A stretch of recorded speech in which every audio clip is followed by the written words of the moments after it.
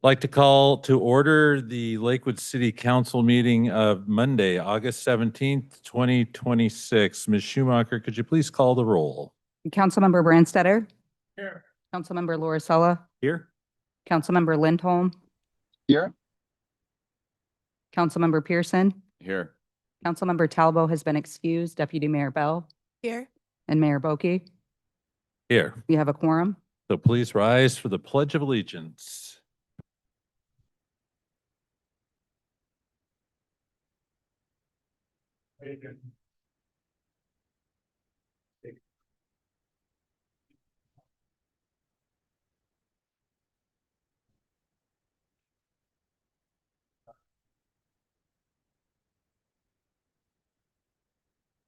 Thank you very much for being here tonight. We are going to start first with the police commendation ceremony and then the police commissioning ceremony. So I don't know who's going to hand out. Okay, welcome. And we're going to ask the council to come down in front.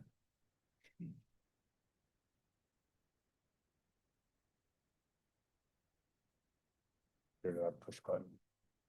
Good. So first of all, I want to thank everybody for being here tonight. This is a great showing. Those who aren't part of the Lakewood Police Department, all the men and women in the back and their family and friends that are all here. So thank you all for being here and showing support of the police department. I'm Assistant Chief Dave Claridge, and I have the privilege to hand out several awards.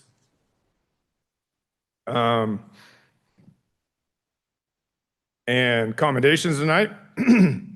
And we'll start with the first one. So if Investigator Chris Alexander and Crime Analyst Elizabeth Donna would come forward. And as they're coming forward, I'm going to explain why they're getting this award. They're both being recognized. We're going to have you guys come out over here in front of everybody. Believe it or not, that's not the cop's favorite thing, and to be in front of everybody and being recognized. Both of these guys are being recognized for their exceptional teamwork, dedication, and professionalism during two major narcotics investigations conducted throughout 2025 and early 2026. Working together, Alexander and Donovan investigated two sophisticated drug trafficking organizations involved in the illegal cultivation and distribution of marijuana, as well as money laundering activities spanning multiple jurisdictions. Elizabeth's work required extensive intelligence gathering and analysis, while Chris Alexander conducted surveillance, the preparation and execution of numerous warrants, and coordination with multiple law enforcement agencies. Combined, the two investigations resulted in the seizure of nearly 1,200 marijuana plants, more than 110 pounds of marijuana, over $430,000 in cash, 4 residents, multiple vehicles, jewelry, high-end merchandise, and other assets connected to the criminal organizations. The investigations also resulted in multiple arrests for serious felony offenses, including leading organized crime and unlawful manufacturing of a controlled substance. Throughout both investigations, Chris and Elizabeth demonstrated exceptional teamwork, attention to detail, initiative, and persistence. Their combined investigative and intelligence efforts were instrumental in successfully disrupting two significant criminal organizations and exemplify the dedication and professionalism deserving the police chief's commendation.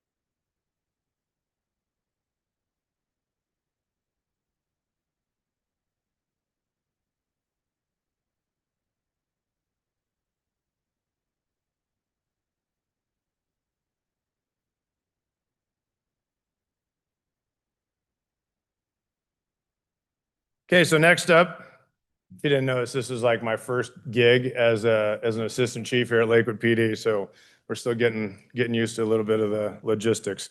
Detective Noah Deere and Andy Hall, who wasn't able to be with us tonight. So Detective Deere, it's you, all by yourself in front of everybody. I know that you're excited about that. So both of our detectives are being recognized for their exceptional investigative work and dedication during a complex human trafficking and promoting prostitution investigation involving 2 illicit massage businesses. Over the course of 4 months, Detective Hall and Detective Deere worked together, conducting extensive surveillance, intelligence gathering, financial investigations, and investigative follow-up. Their coordinated resources across multiple units and partner agencies worked closely with the prosecutor's office and prepared and executed numerous search warrants to build a successful case.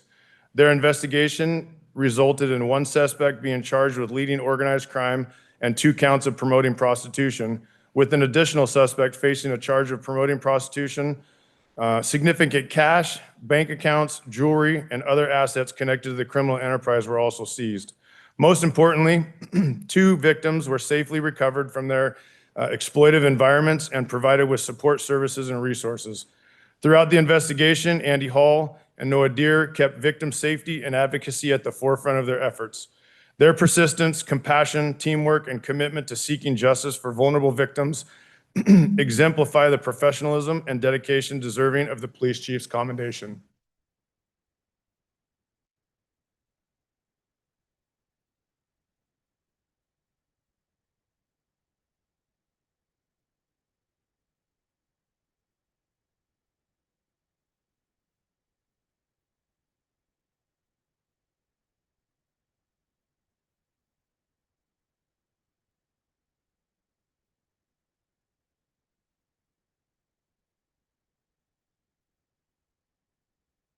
On a complete side note, I never thought that I was a short person until I started working at the Lakewood Police Department. I think at one point, everybody is like 6'4" and taller, and so I feel really short when I stand next to all these guys. So our next award, crime analyst Elizabeth Donovan, you'll come forward. So Liz is being recognized for her exceptional intelligence work and invaluable support of special operation narcotic investigations. Over the past year, Liz has played a critical role in several major investigations, often providing real-time intelligence while investigators were actively conducting surveillance. By connecting suspects, addresses, vehicles, and other members of criminal organizations, her work significantly expanded the scope of investigations and contributed to additional arrests and hundreds of thousands of dollars in additional seizures. Her efforts were especially instrumental in 2 significant cases, one resulting in the largest single operation narcotic seizure of the Lakewood Police Department in more than a decade, including over 100 pounds of narcotics, 350,000 fentanyl pills, and another resulting in the department's largest asset seizure in more than a decade, totaling several $1 million in real estate, vehicles, and currency. Whether supporting major investigations or providing immediate intelligence during day-to-day operations, Liz consistently goes above and beyond to provide investigators with detailed, timely information while helping keep officers safe. Her initiative, expertise, and dedication have made her an indispensable member of the Special Operations team and a tremendous asset to the Lakewood Police Department.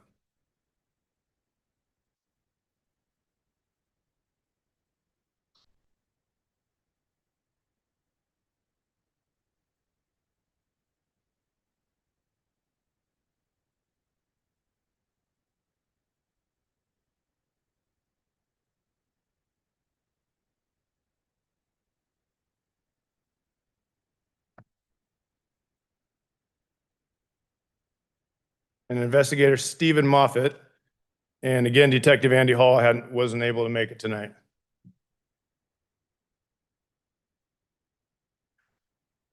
Both investigator Stephen Moffitt and Detective Hall are being recognized for their extraordinary work in a major narcotics investigation targeting a large-scale drug trafficking organization operating throughout Western Washington. Beginning in the spring of 2025, Moffitt and Hall spent months conducting extensive surveillance, intelligence analysis, and investigative follow-up across multiple jurisdictions while coordinating closely with the DEA task force and other law enforcement agencies. Their investigation resulted in multiple search warrants and a seizure of nearly 200 pounds of narcotics with an estimated street value of over $5 million, including more than 330,000 fentanyl pills, 83 pounds of powder fentanyl, and significant quantities of cocaine and heroin. Investigators also seized firearms, vehicles, and currency and made multiple arrests. The combined seizures represent one of the most significant narcotics investigations in the 15-year history of the Lakewood Special Operations Unit, removing an extraordinary amount of fentanyl and other dangerous drugs from communities throughout the region. Their persistence, investigative skill, and commitment to public safety have gone well beyond the expectations of their roles and exemplify the outstanding service deserving of the police chief's commendation.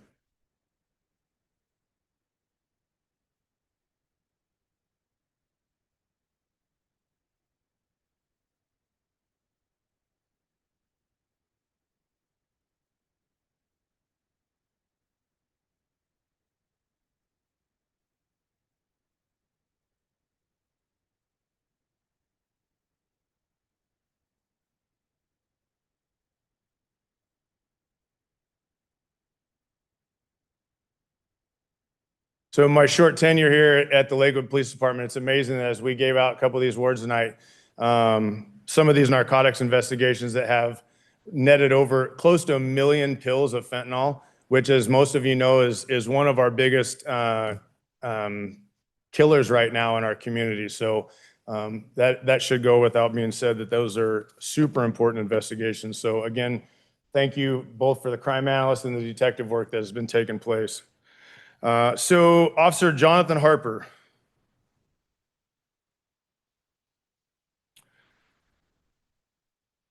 On April 26th, Officer Harper responded to a desperate call for help. A 2-month-old baby was not breathing and CPR was in progress.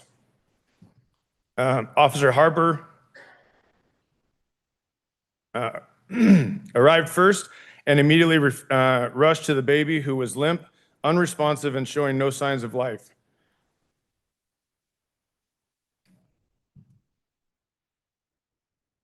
Her lips were blue and she was not breathing. Without hesitation, Officer Harper began CPR.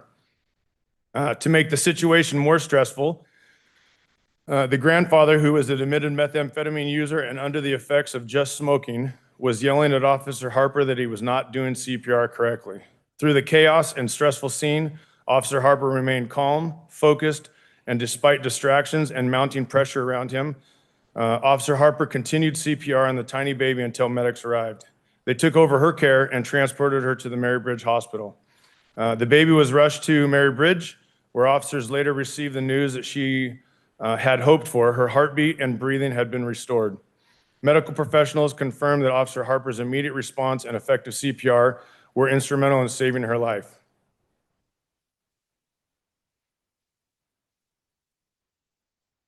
When every second mattered, Officer Harper did not hesitate. His composure under tremendous pressure, decisive actions, and unwavering commitment to preserving life gave 2-month-old baby a second chance. For his courageous and life-saving actions, Officer Harper is being honored with the Life-Saving Award.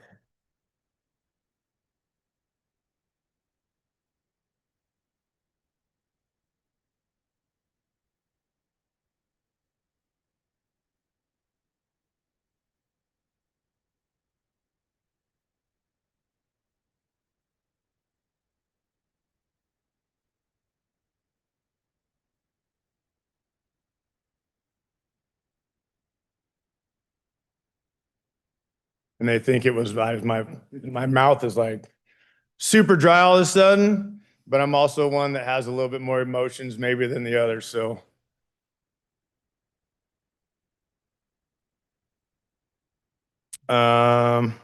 Sergeant John Frazier, Officer Jared Pingle, Cabry Cooper, and then Dylan Warburton, who is not able to make it with us, and Anthony Trujillo, if you'll come forward.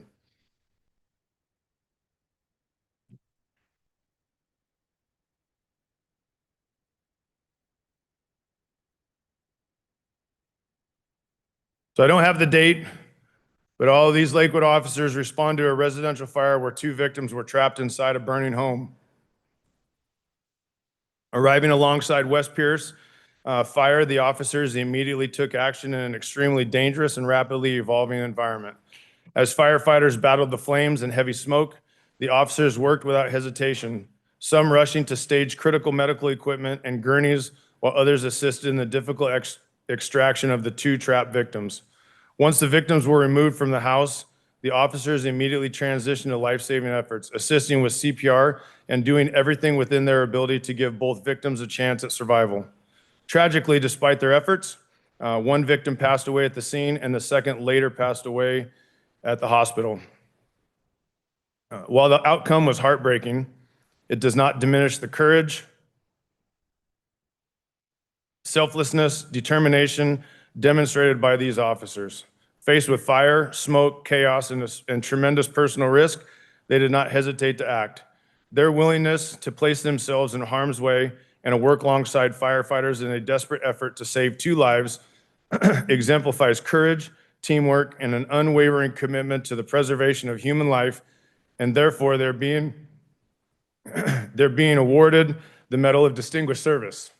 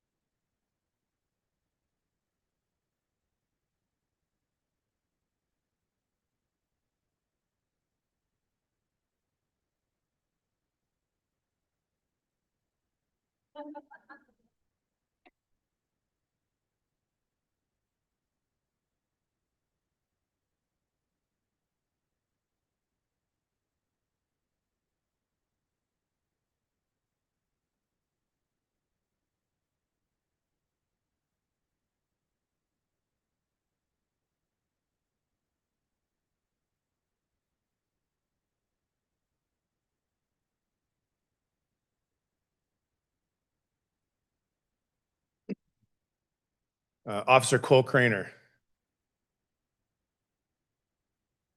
There we go. So in January of 2026, Officer Cole Craner attempted to stop a reckless driver. After a small pursuit, the suspect ditched the car and started running. Officer Craner began foot pursuit, but recognized that the suspect kept holding his waistband in a manner that indicated he had been armed. Officer Craner caught up with the suspect and took him to the ground, where a dangerous struggle immediately followed. During the confrontation, the suspect repeatedly attempted to reach for a gun concealed in his waistband.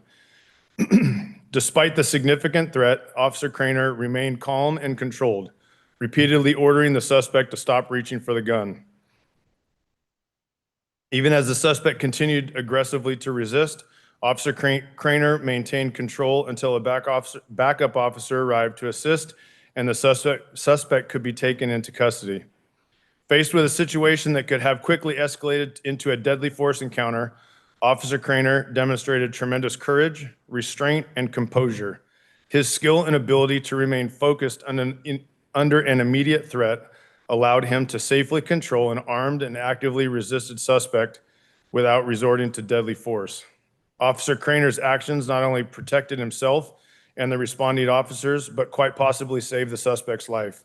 His courage, sound judgment, and exceptional restraint exemplify the highest standards of law enforcement professionalism and are deserving of the Medal of Distinguished Service.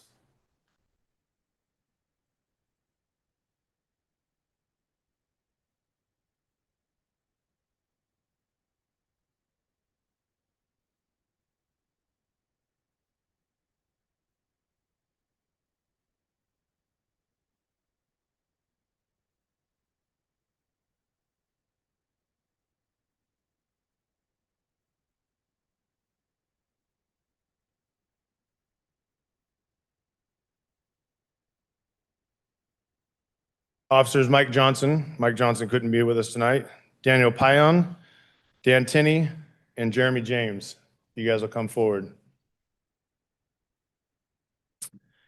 In April of 2026, All of these officers responded to a highly volatile incident involving a suicidal subject who had poured gasoline over himself and attempted to set himself on fire. The situation quickly escalated as the subject moved through the area and carrying a glass jar with a rag protruding from it.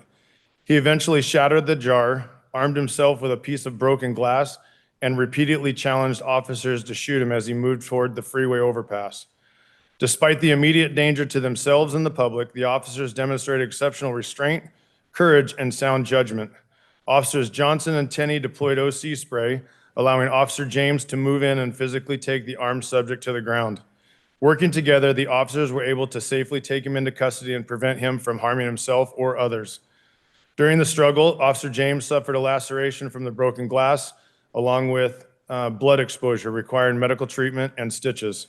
Faced with an armed individual whose actions could easily result in a deadly force encounter, these officers placed themselves at significant personal risk to bring the situation to a safe conclusion. Their courage, restraint, and decisive actions ultimately saved the life of a person in crisis and exemplify the highest standards of service and professionalism. This is why they're receiving the Medal of Distinguished Service.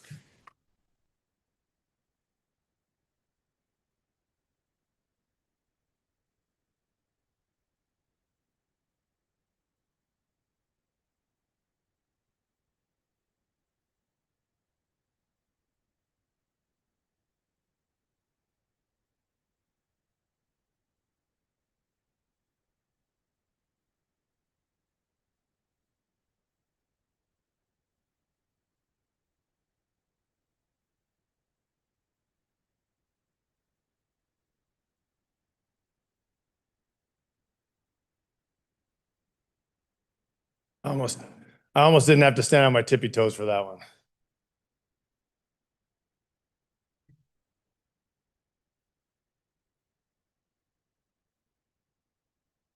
Now we have an opportunity to welcome several of our newest officers. So Mitchell Napier, Seth Capes, Nevaeh Gori, and Josh Cavalieri. You guys will come forward. Each of these officers are some of our newest members of the Lakewood Police Department. And tonight they will be sworn in by our city judge. He was doing a quick change. Sorry, Your Honor. I was like, I just saw you sitting right here. We had oh, sorry. We have a phone booth right up here. Yeah, sorry.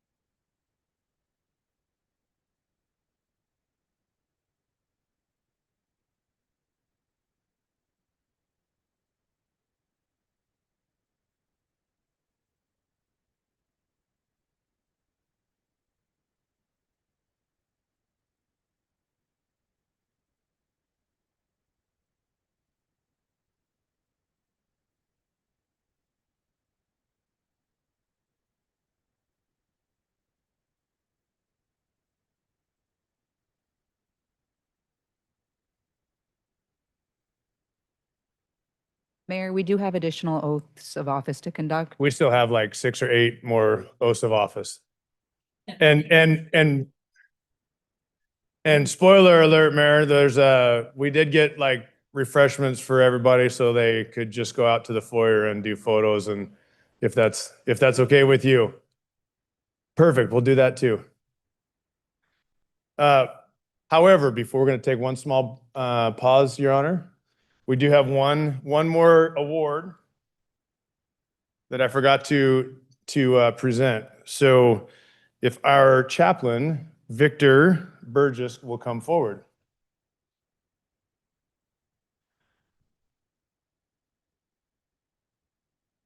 So the award tonight for Victor is that Victor has been a volunteer chaplain for the City of Lakewood Police Department for the past 20 years and has tirelessly provided his services to both the men and women in this department, but also so many people in the community. So for that, Victor, we appreciate your service of 20 years and hope this isn't a retirement thing where you're saying, I'm done, because I just got to know you, right? So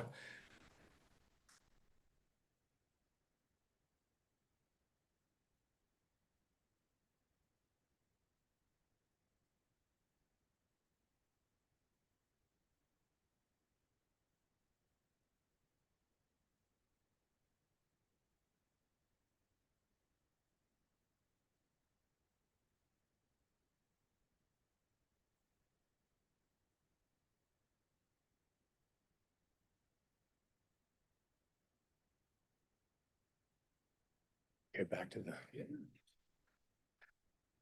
back to the swearing ins.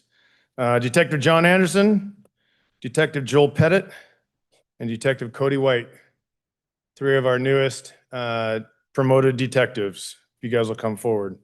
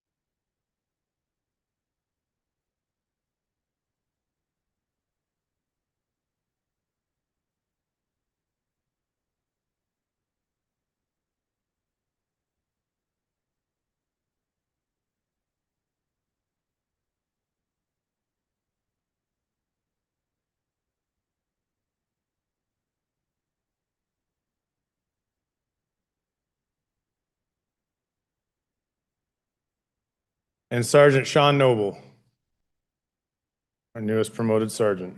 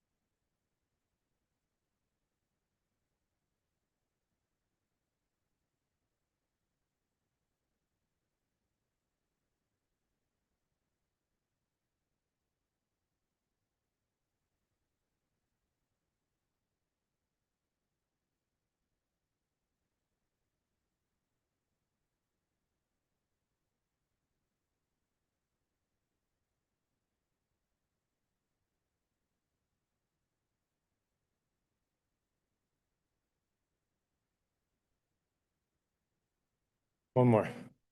One more. It's weird to announce my own. So, Assistant Chief Dave Claridge.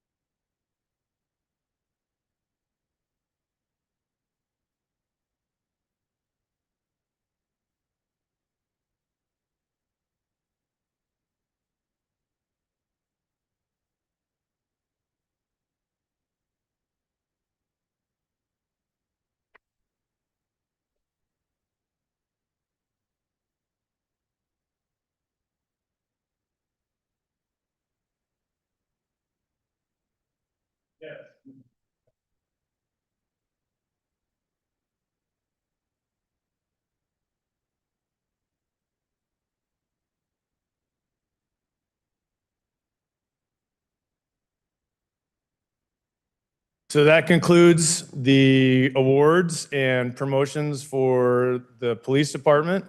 If folks, sounds like the mayor is allowing folks to take photos with friends and family here in the council chambers.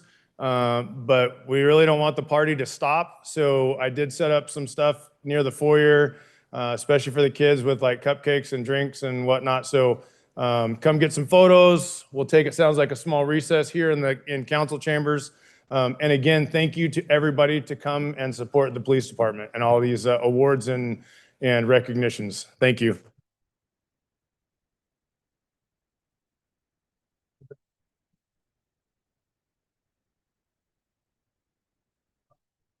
Thank you, Mayor.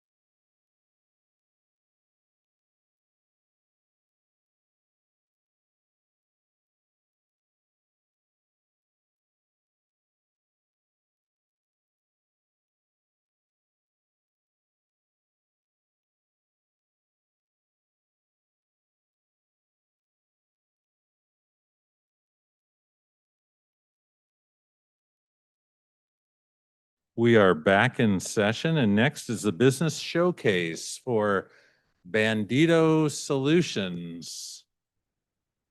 Still here? I think that's them with the cute baby. Oh, there he is.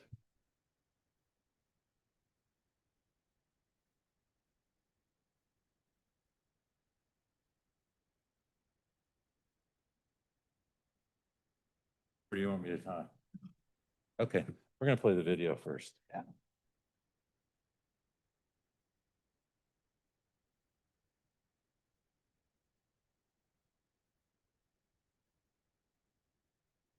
Hi, my name is Jimmy Davidson and I own Bandito Solutions.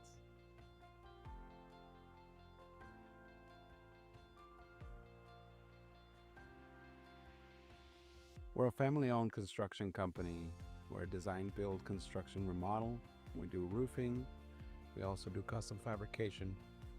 We also have Bandito Woodworks. It does our millwork, architectural. We've been here since 2013. 2014, we decided to actually come out here and do a lot more work in the community. We really like this city in reference to it's easy to do business with the city. The community is very supportive of small business. So the city of Lakewood has really rewarded us with trust and an ongoing relationship of customers. A lot of referrals. In most cases, we've been at same homes for years and years. Much of our work comes from previous clients. The best thing about us is that we're very transparent.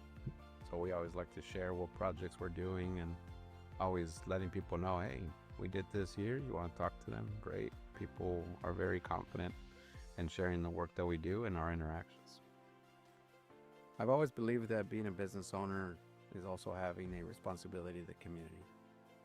I have a community mindset in reference to I always lead with what the community needs.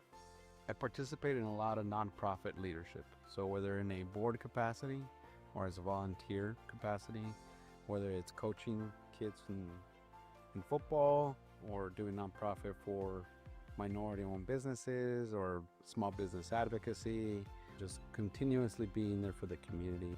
One of the biggest things that we've built with Bandito Solutions is transparency and that trust. We've had the opportunity to have a lot of interactions with different community members, and the biggest thing that always comes back is that we're always honest, we're truthful, we always bring things up that need to be brought up, and that's what really separates us from other construction companies.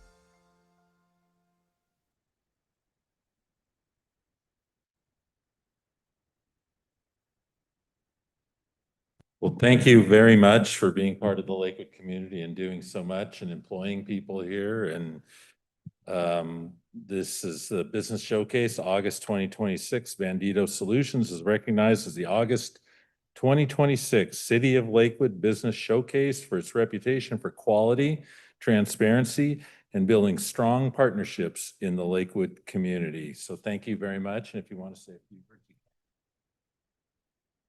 Yeah, just thank you to the community. That's all.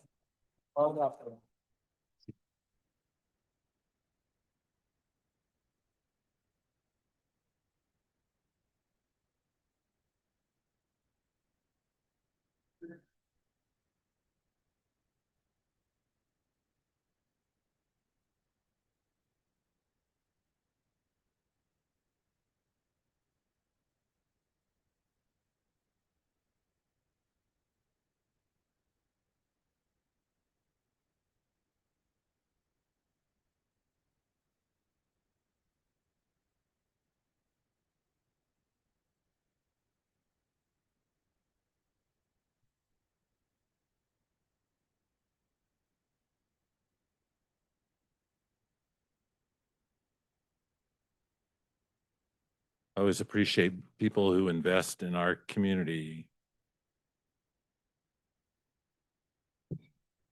Next up is public comments. Public comments are accepted by mail, email, or by live, virtual, or in-person comment.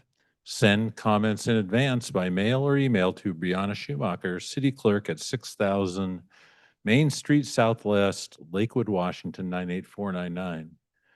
or B. Schumacher at cityoflakewood.us. Comments received up to 1 hour before the meeting have been provided to the city council electronically. The clerk will read in the names of those who have submitted comments in advance. Ms. Schumacher. Mayor, we received no comments in advance of this evening's meeting. Thank you very much. I also want to note that we do have a separate public hearing tonight on the 2026 comp plan amendments. If you want to be on the record for the comp plan amendments, you need to talk during that public hearing. Okay, so any comments here will not make it into the record for the 2026 comp plan amendments. That's a little later in our agenda. And members of the audience may comment on items relating to any matter related to city business under the public comments period. Comments are limited to 3 minutes per person. Virtual comments. If you'd like to provide live virtual public comments, you'll need to join the Zoom meeting as an attendee by calling telephone dial 1-253-215-8782 and enter meeting ID 868-7263-2373. Or visit zoom.us and enter meeting ID 868-7263-2373. Upon entering the meeting, please enter your name, use the raise hand feature to be called upon, and for those participating by calling in by telephone, to use the raise hand feature, press *9 on your phone. When you're unmuted, please provide your name and city of residence. Each speaker will be allowed 3 minutes to speak. Outside of public comments, all attendees on Zoom will continue to have the ability to virtually raise your hand for the duration of the meeting. You will not be acknowledged and your microphone will remain muted except for when you are called upon.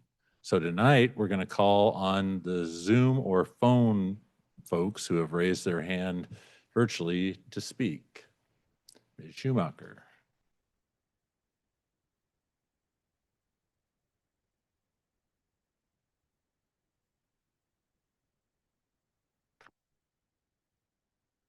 Mayor, there are no virtual hands raised at this time.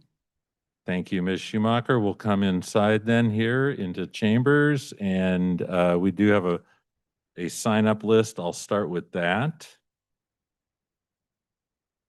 Under public comments, Mr. Paul Bryce. Mr. Bryce. You have 3 minutes.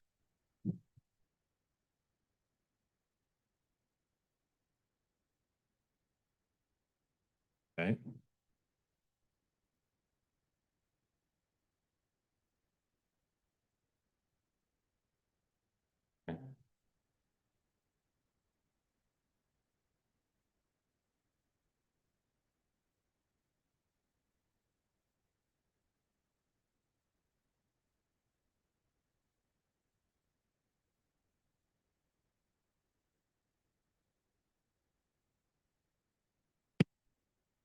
Well, thank you, Mayor, City Council members. Name's Paul Bryce. Just handed you guys, it's one of the most prestigious reports given out. You can compare it to the Whitney Economics. This is more for like public health and everything else.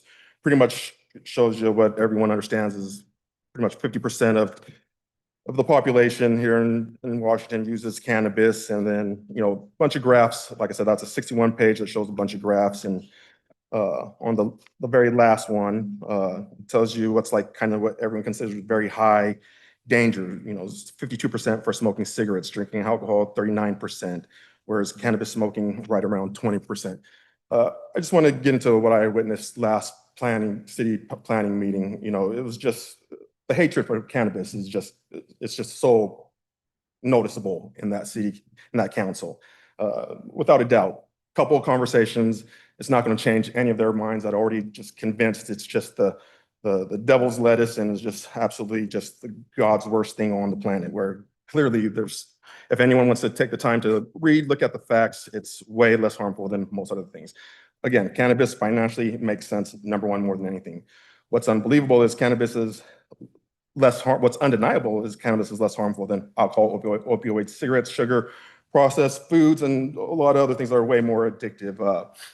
You know, again, that planning council, you know, to say it was a joke is, I think, to put it nicely. we saw every speaker pretty much say they voted for it, but just not in our backyard. You know, and then let's just wait for corporations, you know, cannabis, the hatred, I don't know if like for racism or whatever it is, you know, often associated with Black people and just that bad stigma for it. I'm one of 4 original Black minorities that first opened up in Washington State before they had the social working licenses to actually come out. And again, to hear them sit there and say, not in our backyard, but let's wait for the corporations so they can put it where the kids are going to be, so the kids can be in the safe ways and everything else. And well, just doesn't seem to make any common sense. And I mean, I don't know if any of you have ever seen what a cannabis store looks like. You know, there's no pot leaves on the stores because it's not allowed in our state. It looks like any other retail liquor store, like a liquor store. You see people come in, people go out. It's pretty much what happens over there. And again, that planning council, it was 6 people in there. And it was, they said 6-1. It was more like 6-2, 6-4, or 6 against 2-4, which is still 33%. Again, I don't know if it's like a small little, maybe this round says no, but if it has to be like media or whatever to bring 7 people in to say, oh, look, overwhelmingly people were for it. When again, reports like this show clearly a lot of people are using it. And again, you know, you're talking about danger. I run 2 pot shops in small towns, and you know, they all love having me there, and not one single robbery's happened in over 10 years. Everyone's so scared of what could possibly happen. Thank you for your time. Thank you, Mr. Bryce. Next up is Mr. Marjolili.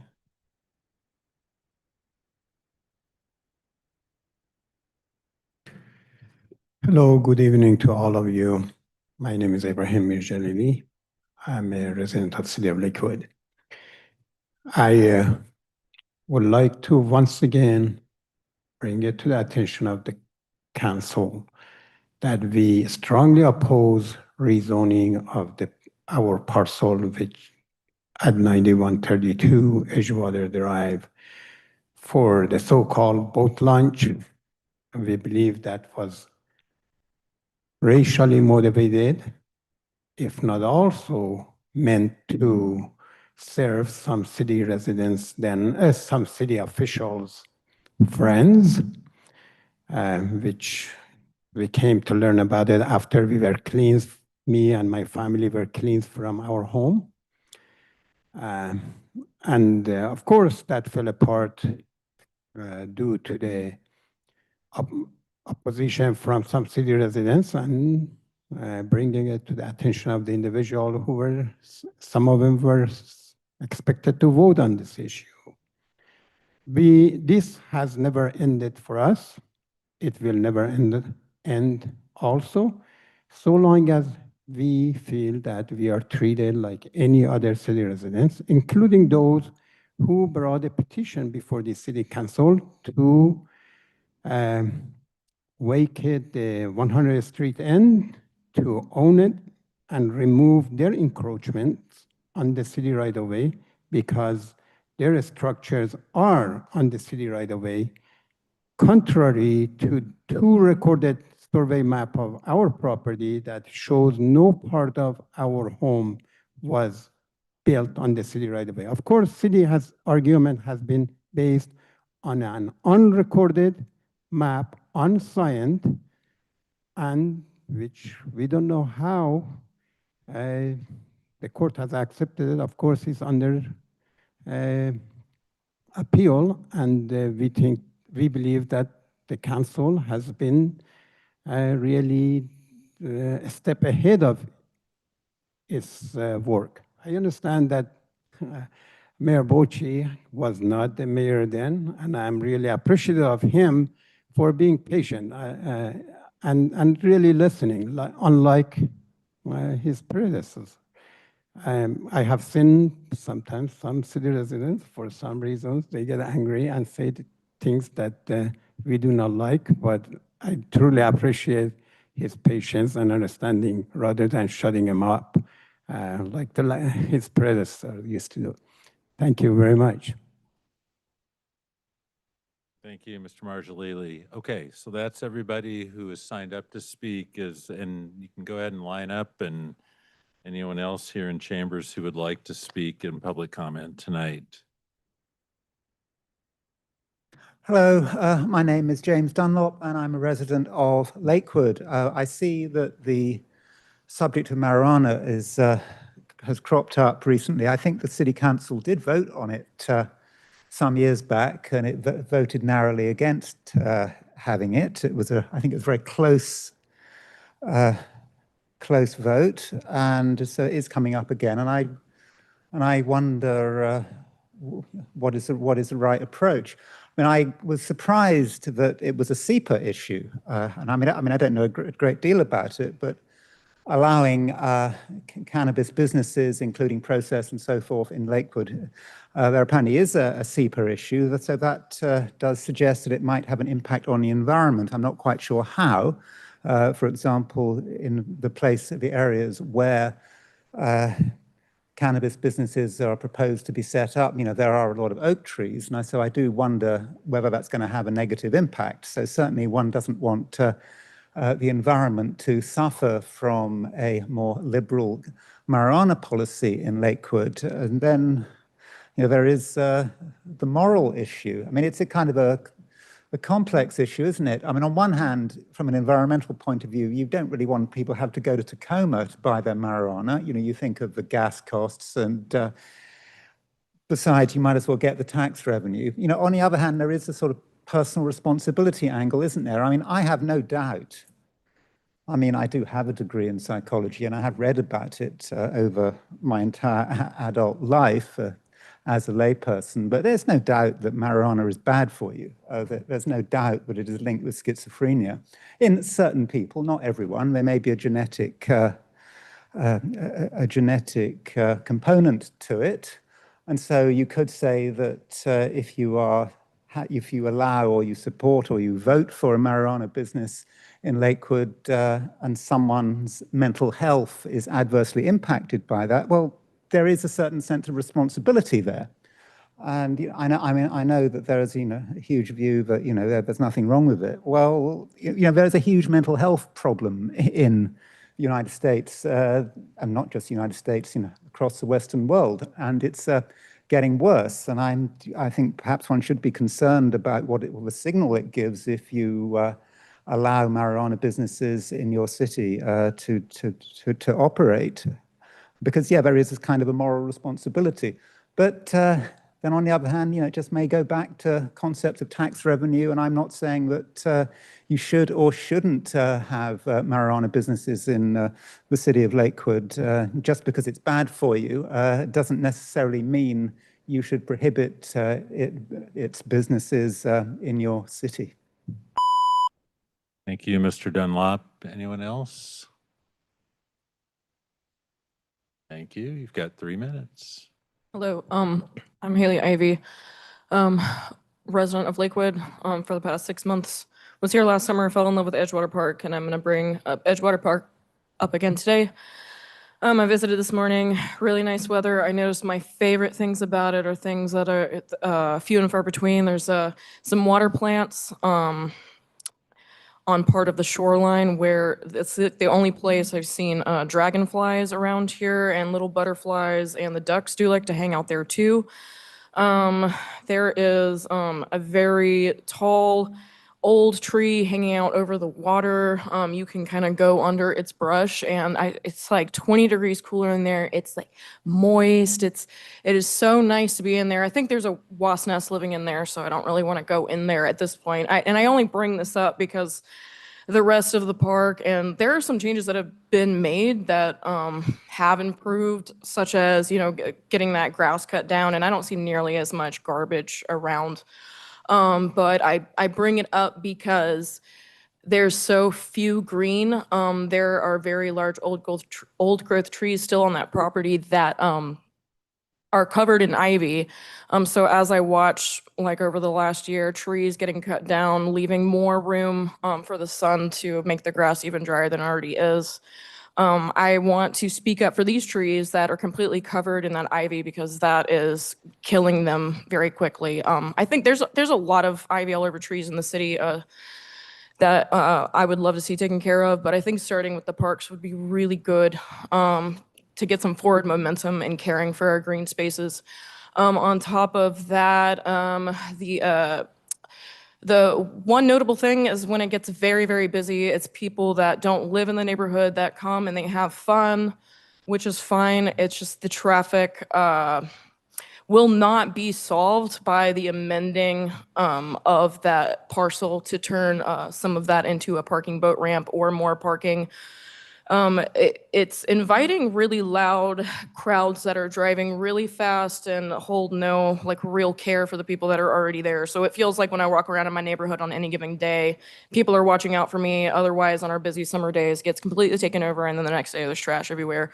And I'm bringing all of this up because it's just like a smaller, or rather, it's just one example of like a lot of the city. I just really want to see like severe attention to not sprinkling the sidewalks and instead enhancing the natural vegetation with native plants, because again, that 1 cubic foot of water plant is the only place I'm seeing dragonflies, and I would love Lakewood to come back as the prairie Lakewood. Thank you.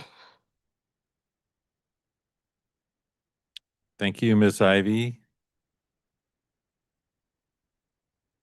Hello, everybody. Christina Minetti, Lakewood resident since 1972. Lakewood likes to describe itself as a healthy and vibrant community, and we see that on the banners all over the place. But that's not just, you got to do more than just like have a gigantic event once a year. I think more needs to be done in terms of modeling some kind of consideration, responsibility, and respect for the people and environment around us.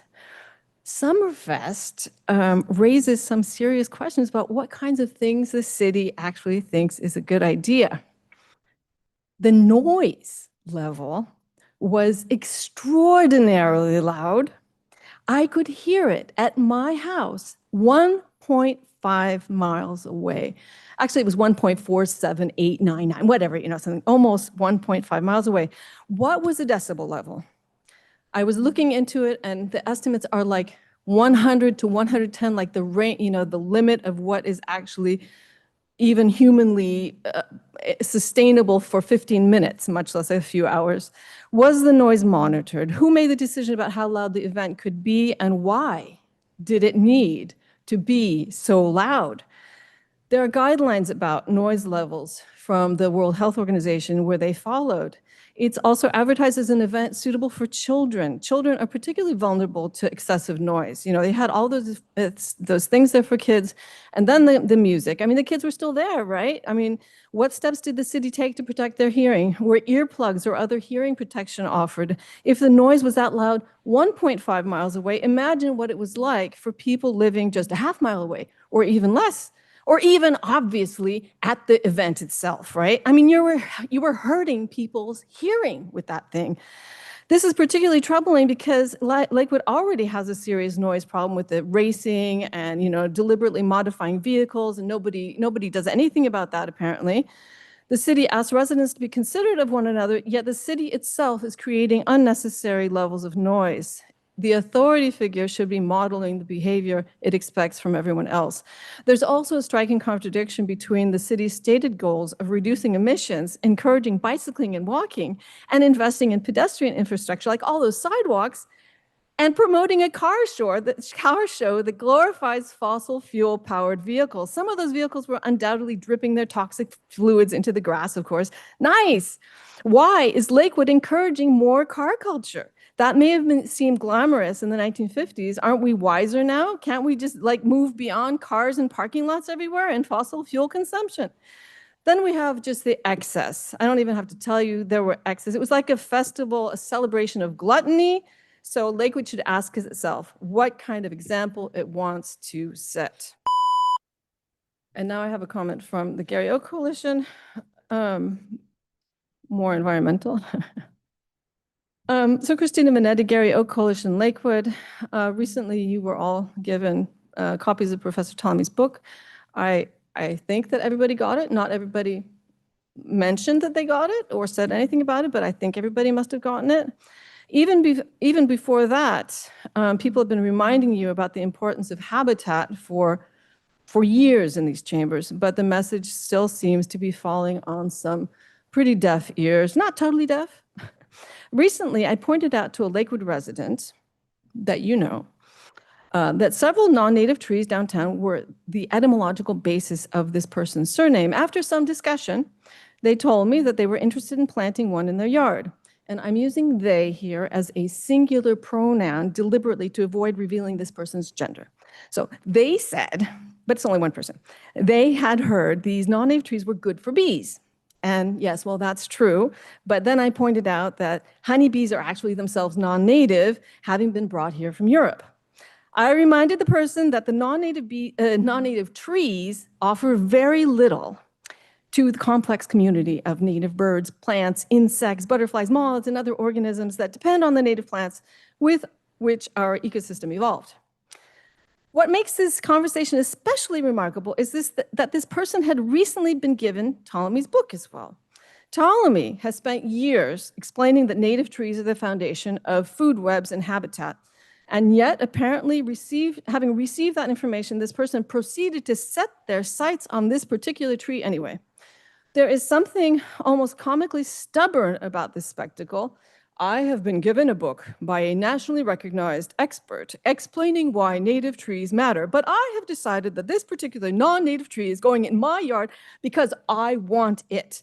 It becomes a kind of horticultural executive power, a living monument to the individual and their petty preferences, even to their surname, instead of returning a bit of something back to nature that enables life itself to continue. Yes, by indulging our non-native plant whims, we are actually depriving creatures of habitat and thus contributing, yes, to death and the extirpation of species. That means when they die out.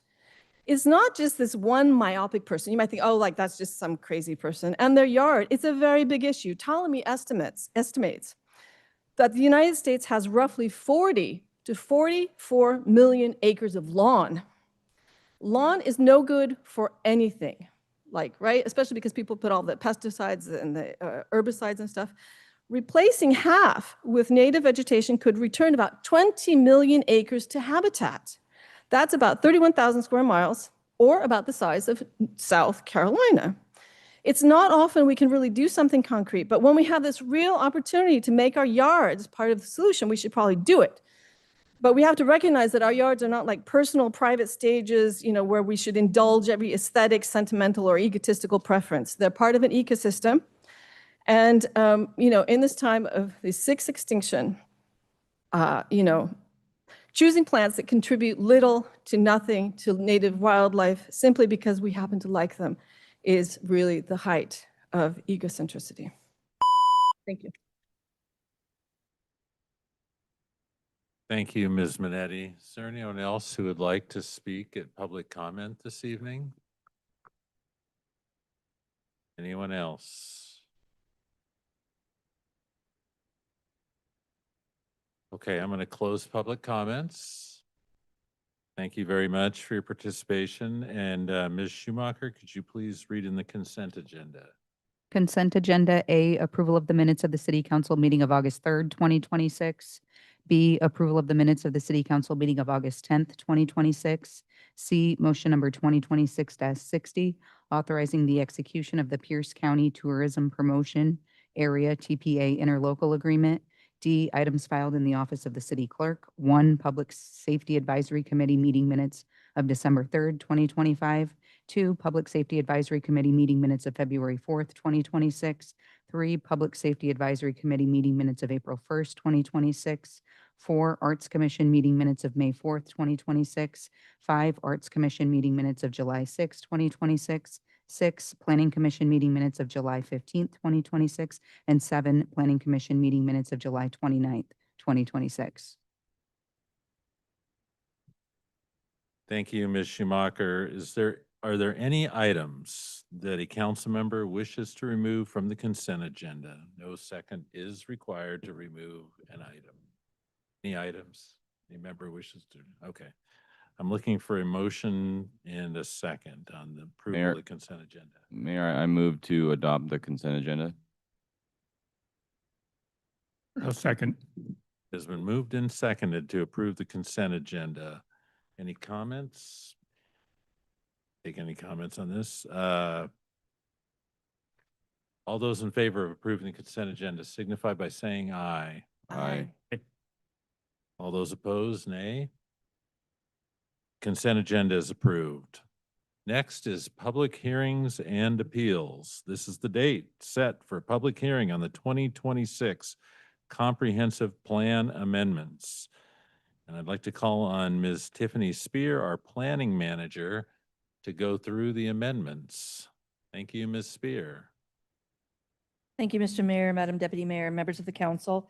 This document begins on page 144 of the packet, the actual memo with the information on each of those amendments that are proposed is provided in detail starting at page 52, but beginning with the PowerPoint that you see on the screen. As you just mentioned, this is the public hearing evening for the 2026 Comprehensive Plan, Zoning Map, and Development Regulation Amendments. This was discussed in more detail last week at your study session, but in summary, there are 3 types of amendments within the package. The first 12 relate specifically to changes in state law that required the city to at least review, if not actually suggest changes based on the state law changes.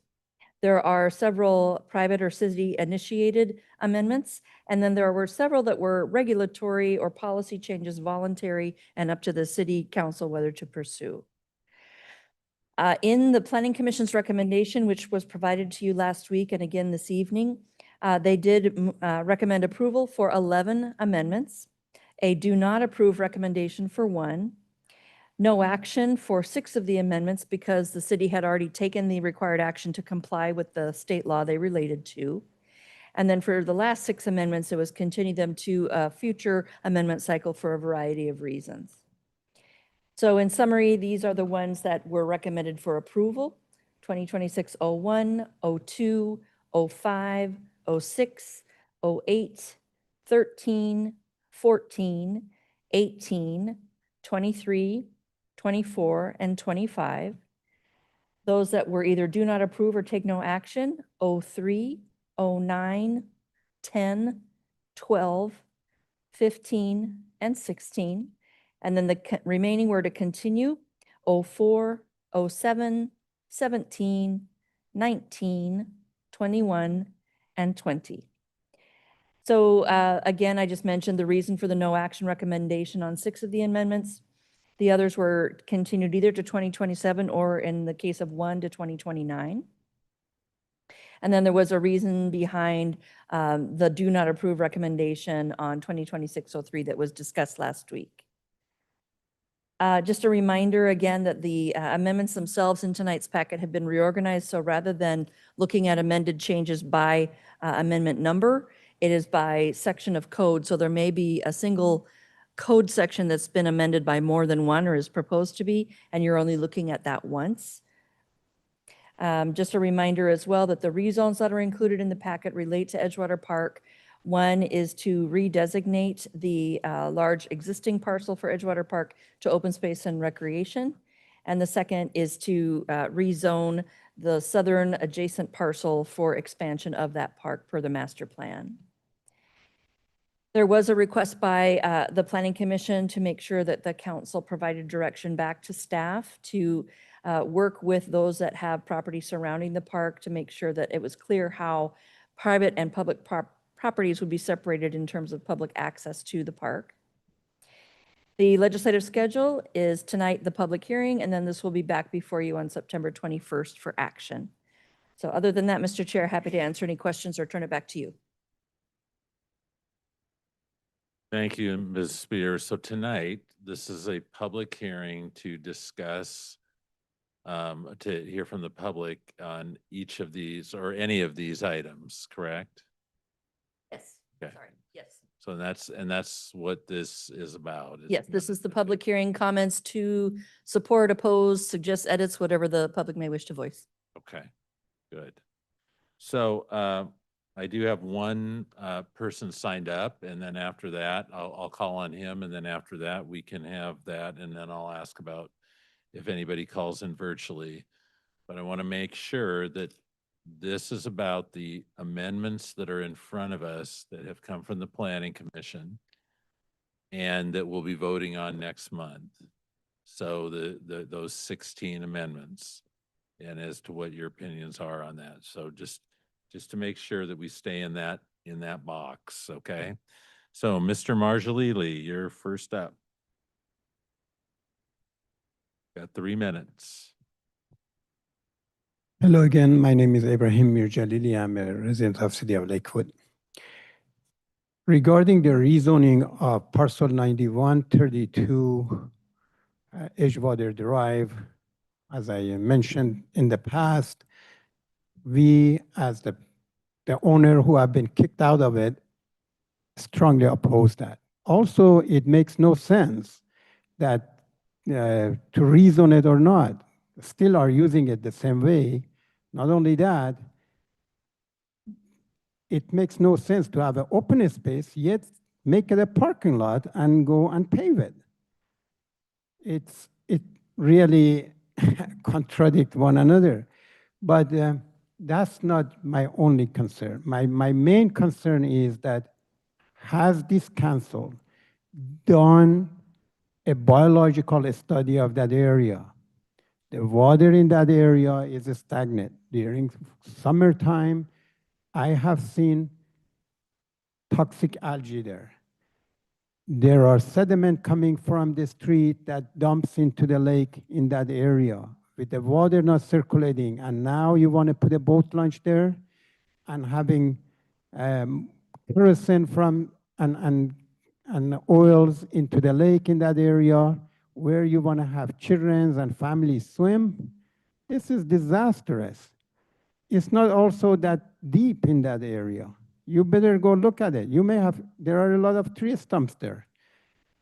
I have said in the past, and I said again, that you should consider moving that to the 100th Street end where friends of some city officials, structures are built on the city right away, and it is 86 linear feet, supposedly wide, more than enough to have a boat launch there. It is already paved, and the water circulates a lot better than in this area. So please do not do something that is not right.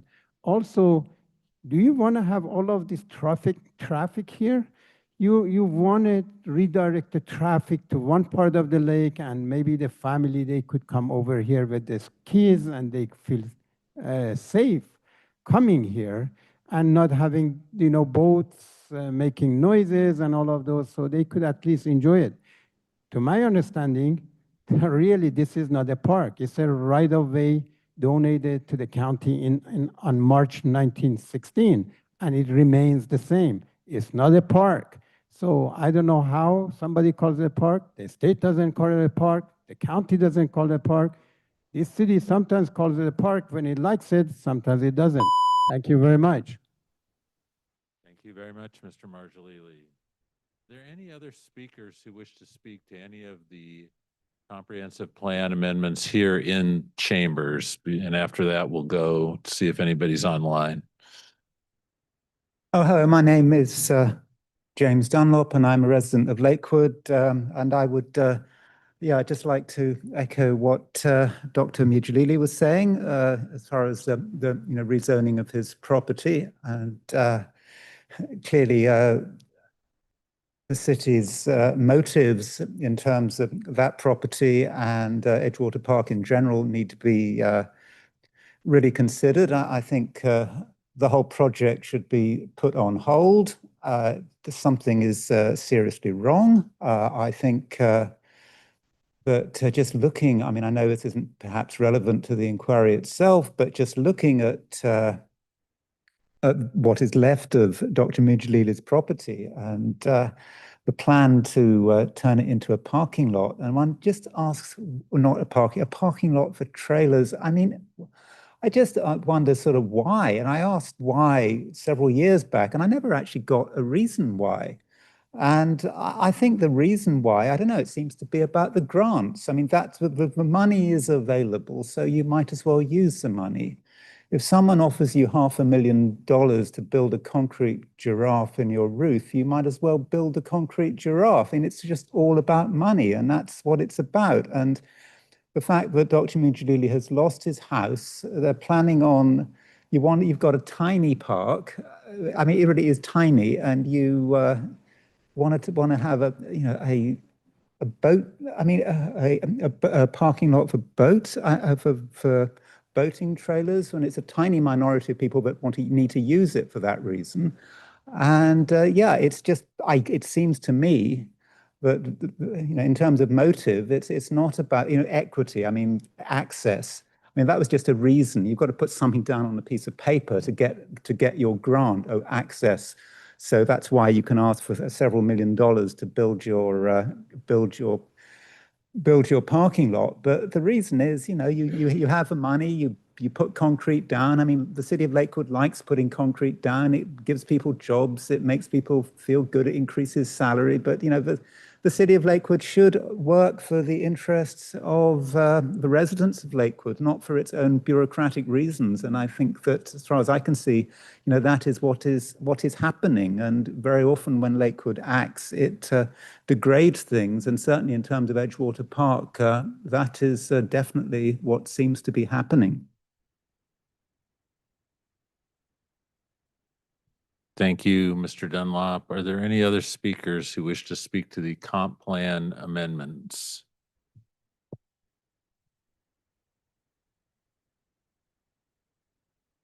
Yes, hello. I'm Haley Ivy. I live very close to Edgewater Park, and I just, for the amendment that's proposing to change that parcel, as it has been called, from residential to what is allowing the destruction of an undeveloped green space. I oppose it completely.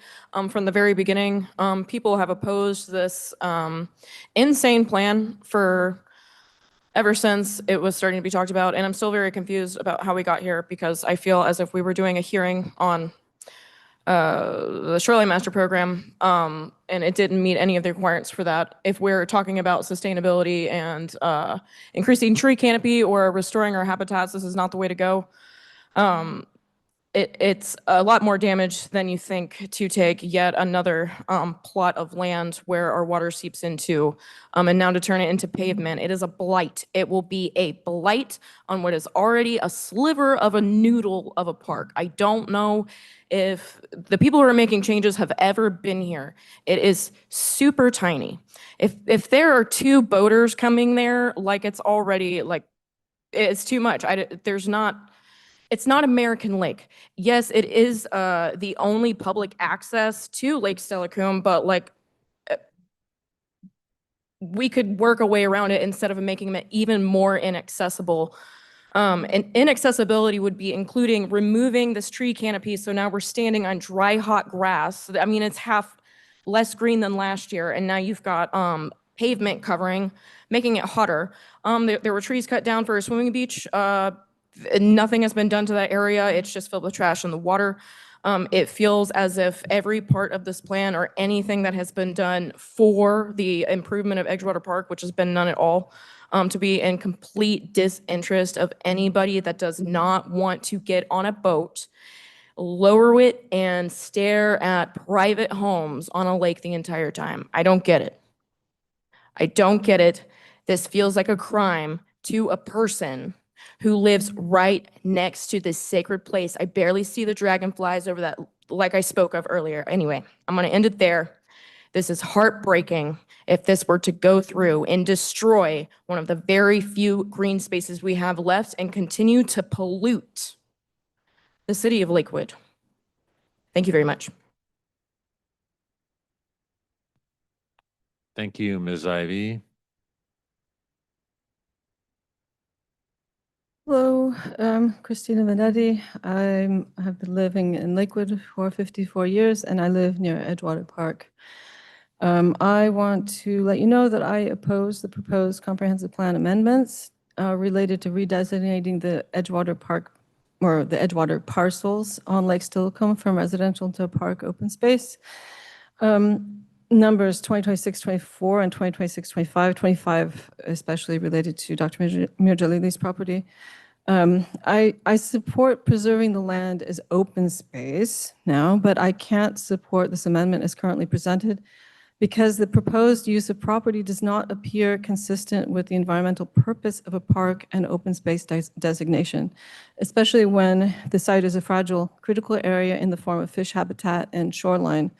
Historically, Lake Steilacoom and Clover Creek system have supported runs of coho, chinook, and sockeye salmon. And coho salmon have returned to the watershed after restoration efforts. Having already demolished the home of the Mirjalilis on the property that's being rezoned, the city's next step needs to be restoration of the site's natural functions, not replacing one developed use with another. The proposed boat launch and boat trailer parking would introduce additional pavement, impervious surfaces, vehicle traffic, and intensive recreational use directly adjacent to Lake Steilacoom. This would further degrade habitat rather than restore it, and I'm sure that's perfectly obvious to all of you. This is particularly troubling because the city's own shoreline restoration plan component of the Shoreline Master Program, page 30, identifies Lake Steilacoom as the highest priority fish habitat. A comprehensive plan amendment should not facilitate a use that would intensify human activity and increase impacts to habitat that the city has already identified as deserving the highest level of protection. The environmental question is not simply whether the property is being changed from a residential designation to park open space. What matters is what will actually happen to the land. If the park open space becomes a designation that allows a boat trailer parking lot, a boat ramp, additional pavement, associated shoreline disturbance, then the amendment could effectively enable further habitat destruction while appearing to create a pleasant, expanded park natural area for the public to enjoy. You think you're expanding the park. Well, no, you're expanding the park to make a big parking lot and a boat launch. I mean, that's just crazy. The city should instead use this opportunity to make the property a genuine expansion of park and open space since the house is already gone, retain and restore native vegetation, reduce impervious surfaces, protect shoreline and fish habitat, and restore ecological functions wherever possible. The fact that the site has already been cleared obviously creates an opportunity for restoration there that should not be squandered. I ask the City Council to reject this rezoning as currently proposed and do not approve it until enforceable conditions are established that ensure the parcel will actually be used for open space and true park expansion. Thank you. Thank you, Ms. Minetti. And now a second comment from the Gary Oak Coalition. I'm commenting on behalf of the Gary Oak Coalition, an environmental nonprofit based in Lakewood. We are concerned about the potential environmental impact of Amendment 2026-01 to the comprehensive plan, particularly to Gary Oaks, also known as Oregon White Oaks, and their habitat. While we understand that the underlying lot splitting requirement is mandated by state law, the city has made an affirmative environmental finding that's much broader than simply saying state law requires us to do this. The staff finding for Amendment 2026-01 actually says, would the proposed amendment cause little to no adverse environmental impacts? And the answer was yes. And the staff's conclusion is non-project action, SEPA exempt. While state law may require that Lakewood establish an administrative lot splitting process, state law does not make the environmental consequences of that process disappear, right? I mean, that's not logical. This concerns us because administrative lot splitting makes subdivision easier and faster, presumably, with no public hearing and no discretionary city design review. The city's own description says the process is to be non-discretionary and handled administratively. That's on page 5 of 75 of the agenda, PC Agenda Packet 2026, June 17th. Lakewood's priority white oak woodland definition specifically includes forested pure oak or oak conifer areas of 1 acre or larger with at least 25% oak canopy, and the city recognizes these as critical areas. Therefore, facilitating the division of residential parcels can have consequences for 1 acre plus Gary Oak groves, including the potential for development to fragment a grove or make subsequent development of portions of it easier. The city's own early environmental planning recognizes that cumulative impacts to Gary Oaks matter. There have been responses to our previous comments in 2024. And so we ask exactly how did the city determine that administrative lot splitting will cause little or no adverse environmental impacts when the amendment will make it easier to divide residential properties, including properties containing priority white oak woodlands and Gary oak groves of 1 acre or more. What analysis did the city perform specifically regarding the potential cumulative effects of lot splitting on Gary oak habitat, including habitat fragmentation, increased development footprints, driveways, impervious surfaces, root zone disturbances, and loss of associated oak habitat? The city has not demonstrated that its administrative lot splitting process will preserve the protections for priority white oak woodlands when parcels containing 1 acre or larger oak groves are divided. Lakewood is currently developing an urban forestry program and says its tree assessment will be used as the basis for the creation of an urban forestry program as directed by City Council priorities and comprehensive planning goals. It's therefore reasonable to ask why the city is simultaneously adopting a new process that can facilitate parcel division. And the rest of it I will send to you Thank you, Ms. via Benetti. Ms. Schumacher. Thank you. Anyone else who'd like to make public comment on the proposed 2026 comprehensive plan amendments? Okay, Ms. Schumacher, do we have anybody who would like to speak virtually? There you go. Mr. Mayor, we have Dunlop. Keisha Moore Dunlop. Hello, can you hear me? Got 3 minutes. Got it. So, again, regarding the the rezoning of Dr. Mirchalili's former property by Edgewater Park that everybody else is talking about, I'd just like to just like on the topic of Edgewater Park being small, if you've ever gone there, like it's like a strip essentially between the road and the lake. And in terms of the usage of it as a park, if somebody sets up a picnic or whatever at the park and you're walking through the park, you essentially have to step over all of their stuff to get past. That's how thin it is. Considering the lot next to it that is now empty, that used to have his house on it, the question is, okay, at this point, taking away his house was a mistake, but we're past that. And in terms of what should be done with that lot, as it is currently, people are already using it as a park. It's a much more broad area than the main strip of the park itself. It's not a narrow strip. It's a larger area. There's grass there now, and people are making use of it. And if you just pave it over and turn it into a parking lot and a boat launch, all of the many issues with that aside, both environmental, in terms of the noise and increased congestion, everybody else has already talked about that. But that aside, you're kind of missing the point of trying to fix the issue with Edgewater Park that's already there, which is that the park is so thin that if you added a little lot next to it to expand the park and just left it as it is, you'd actually be, expanding the park services a lot better than paving it over. Like if you pave it over, like you're throwing away the opportunity to actually expand it into a park that is sizable enough to actually serve people. And it seems really, really weird to prioritize boats, which is like a small fraction of the population of people who are interested in using that park. I would say probably maybe a couple %. Why are you prioritizing boat people who might not even live near the park? They might be driving there. They might not even be local to the park. Why are you prioritizing them over just normal people who might want to use the park? So just like leave it as it is, and it will be fine. Like you don't have to touch it. It's a good opportunity to make the park better, and just leave it. That's all. Thank you.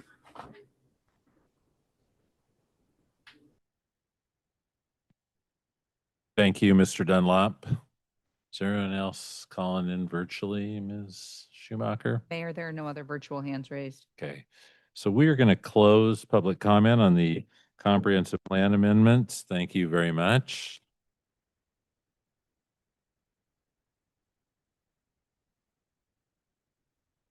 Next up is motion number 2026-61. Ms. Schumacher, could you read it in? Motion number 2026-61, authorizing the execution of a land lease and facility use agreement with Partners for Parks for Stillicum H Barn Restorations and Operations. Thank you, Ms. Schumacher. I will call on Ms. Roxanne Miles, Parks and Recreation and Community Services Director, to provide an overview.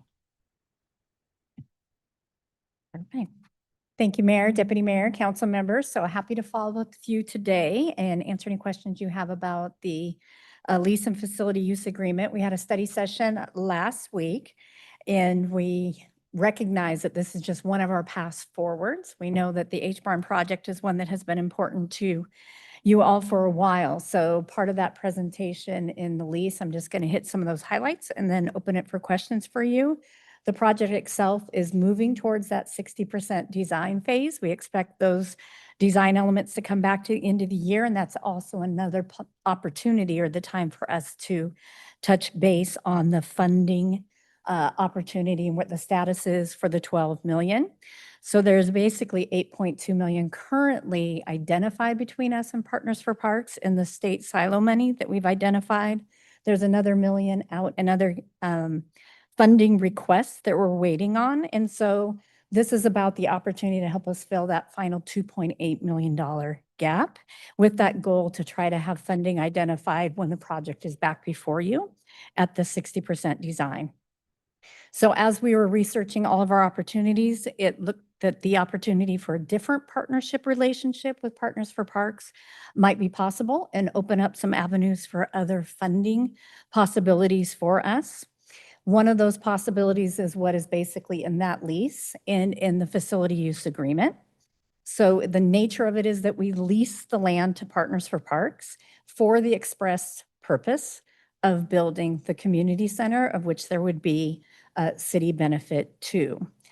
Through this, we would be able to develop the improved facility on the lease property with both city resources and the Partner for Parks resources that have already come through their fundraising efforts, plus the additional grants that they would be eligible for through this relationship. The partners then would operate the facility. So of course we have to get it built to be at the point of operations, but because we would be the majority contributor back to the property and it is to the facility and is on property that we own, we would have priority and majority use for scheduling the facility. There would be a joint operating board that includes the partners as well as the city to fully establish what the schedule, what the operating protocols would be. Of course, any budget and schedule when it takes city resources would be coming forward in our budgeting cycle and process in terms of what resources the city is bringing to the table. Within the lease and the agreement itself has the opportunity for future amendments. It also has the opportunity to terminate the lease should we not be able to get the project to a place of actual delivery. Or if there's a point in the future where the partners aren't able to do their part of it, the only thing that can happen with the termination of the lease is reversion back to the city. So there were a couple small changes to the agreement after it was brought to you last week. One of that was reducing it to a 15-year term versus the 20-year term. There is also a suggested amendment to Article 8 to clarify that language and make sure it's clear that both the land and the physical improvements are owned by the city, but the community facility will be leased to and operated by the partners with joint use by the city. So I think there's some suggested language if you want to make that potential amendment tonight. Also, again, recognizing that there's amendment opportunities before we get to a point of actually operating the facility to clarify some of the questions of concern or consideration.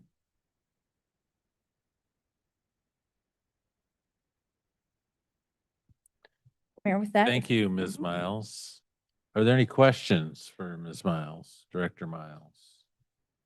Oh, Philip, Councilmember Lindholm has a question. Councilmember Lindholm, you got the floor.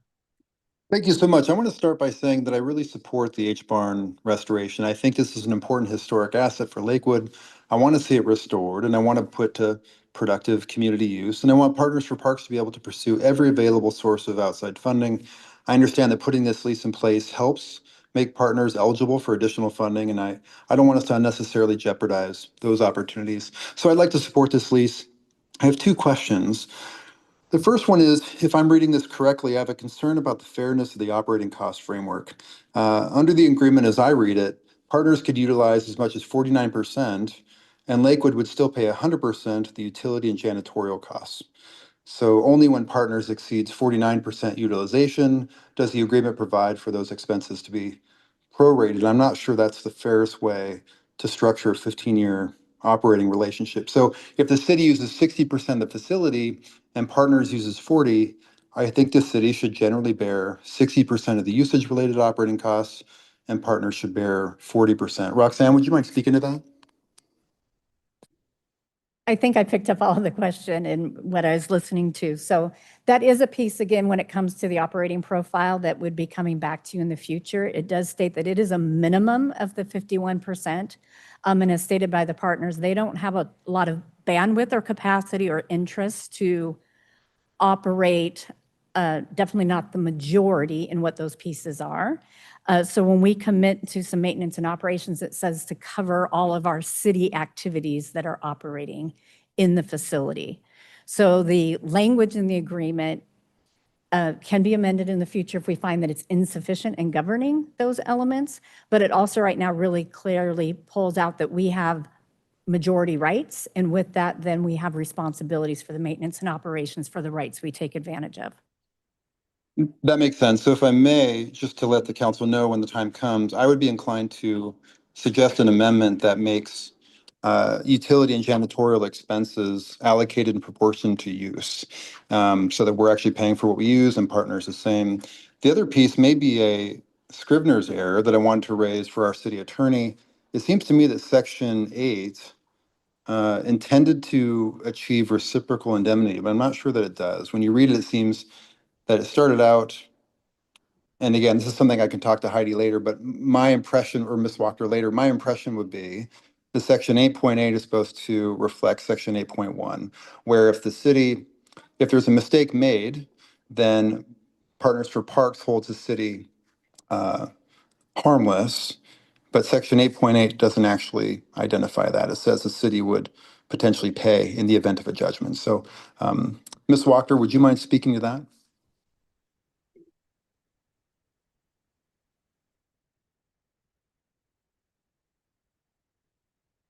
Councilmember Lindholm, are you referencing section 8.1 where it talks about the city indemnifying and holding harmless the partners? Section 8.1 and Section 8.8. 8.8 seems to not actually achieve reciprocal indemnity. I wasn't sure if that was our intent. Well, I do think that that's the effort that's being made. I can take a second look at the language, but if you look at it, 8.1 is us holding them harmless, and 8.8 is the partners indemnifying and holding the city harmless. So I do think it's an attempt at reciprocal indemnification. Okay, so if that's the case, it would be my impression the city would not pay in the event of a judgment. I think you and I have had this go around before. I never bet on what the outcome might ultimately be if we were to be named in a lawsuit. But yes, the intent is that we would not be able to be held liable because of the indemnification language. The strength of that language can be very situational depending on what the lawsuit is that comes our way. Yeah, we can discuss this another time. It's just 8.8 passes it straight to the city rather than suggesting that we might be named, which I certainly appreciate. Right.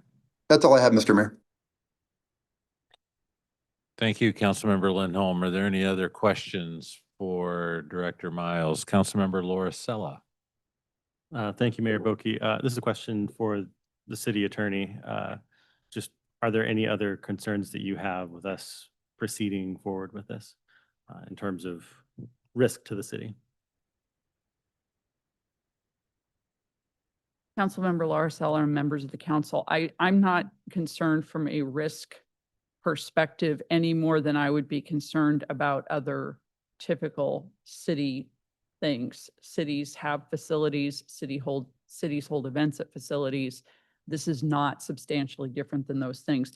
The one thing that I would call your attention to, and I believe that your parks director raised it, is under Article 8, and this was a miss in legal review. We wanted to ensure that the ownership was clearly stated so that we understood exactly who owns what. And it currently reads as if the partners would own the building. And that is not the intent from the city's perspective. And so you have before you a printed, courtesy of your city manager, a recommended amendment that I completely concur with and worked on with the manager. And that would say that the land and physical improvements are owned by the city. The community facility will be leased and operated by the partners with joint use rights by the city. And so if that is something that the council's interested in entertaining, I think that if we're leasing something to someone, we ought to be clear that we own the thing that we're leasing. I'd be happy to answer any questions about that recommendation. Thank you. Councilmember Brandstetter, are you, okay. All right, no other questions for Director Miles? We need a motion in a second to get this on the table so we can start councilmember discussion and talk about that amendment. So moved, Mayor. Second. Has been moved and seconded to approve motion number 2026-61. So I think we should take up the amendment first. So that Ms. Wachter just spoke to. Could I get someone to move that in so we could discuss it? Councilmember Brandstetter. Mr. Mayor, I move to amend in Article 8 of the lease under liability and insurance in the preamble, the first two sentences to change them to read, the land and physical improvements are owned by the city. The community facility will be leased to and operated by the partners with joint use rights by the city. And so that's on page 6 of the agreement, page 162. It's the first paragraph, the preamble of Article 8 that's under liability and insurance. So it's and physical, so the words and physical improvements after land are being added, and then at owned is being struck, and the words leased to are being inserted. Do I have a second? Second, Mayor. Been moved and seconded to approve this amendment. Any comments on this? Okay, all those in favor of the amendment as proposed to Article 8 signify by saying aye. Aye. Aye. All those opposed, nay.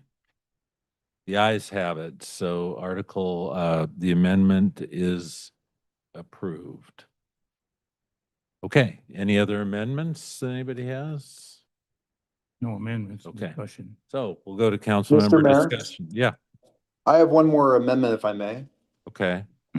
I would move to amend motion 2026-61 to require that section 4.3 be revised before execution so that utility and janitorial expenses are allocated between the city and partners in proportion to each party's actual utilization of the facility, rather than requiring the city to pay 100% of those expenses whenever it is a majority user. Okay, so it's 4.3 on page 161 of our packet. Page, I will second that. Okay. Ma- okay, so it's 4.3 under utilities. So, okay, do we have a second? Oh, you seconded it. We have a, okay, it's been moved and seconded to approve that amendment. So Councilmember Lindholm, how does that paragraph 4.3 utilities read after your amendment? Do you have that in front of you? 1 second. Okay.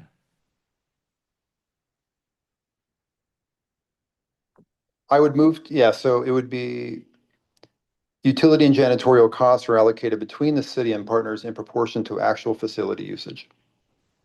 Okay. And to be clear, the intent here is if we're signing a 15-year lease, the ongoing expenses are going to be something of importance here, and we want to get it right. Okay.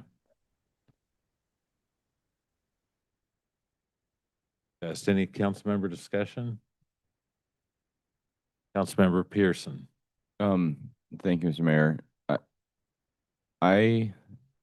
This kind of touches on some of my concerns on the lease in general about adding ongoing costs to what we do here with this facility. So I'm supportive of the amendment, and I'll save some of my other comments, I guess, for after the amendment.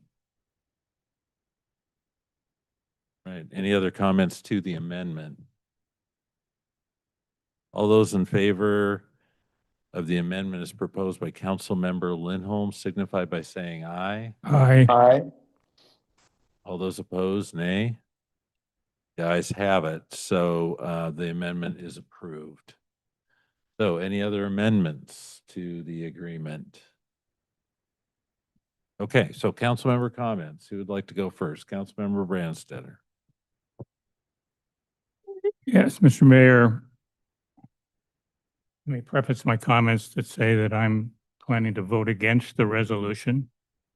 And I'm doing that and I'll enumerate my 3 reasons for doing that.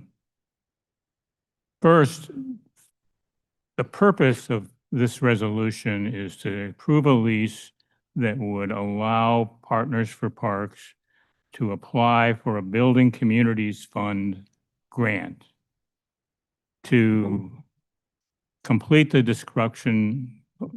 construction of the H-Barn project.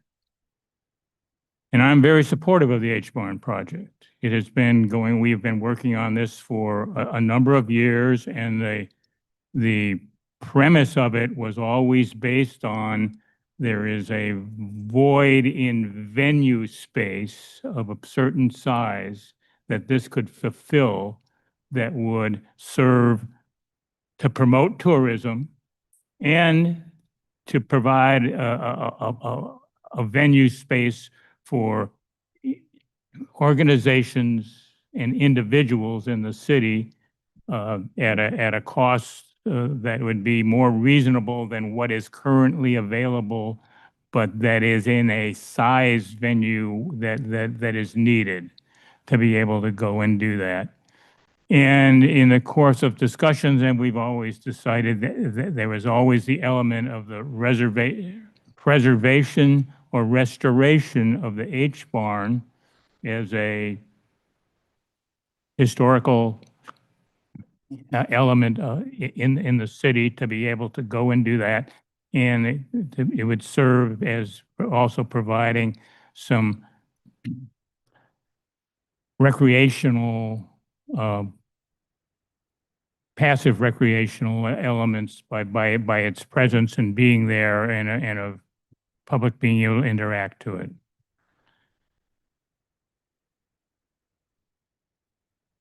Now at the 11th hour, we're being asked to approve a lease that would allow for an application for a Building Communities Fund grant.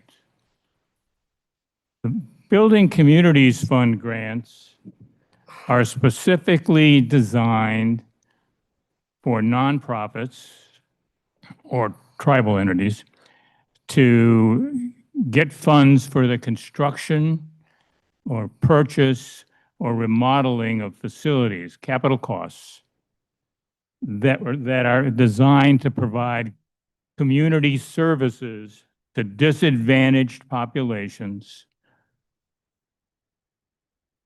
And that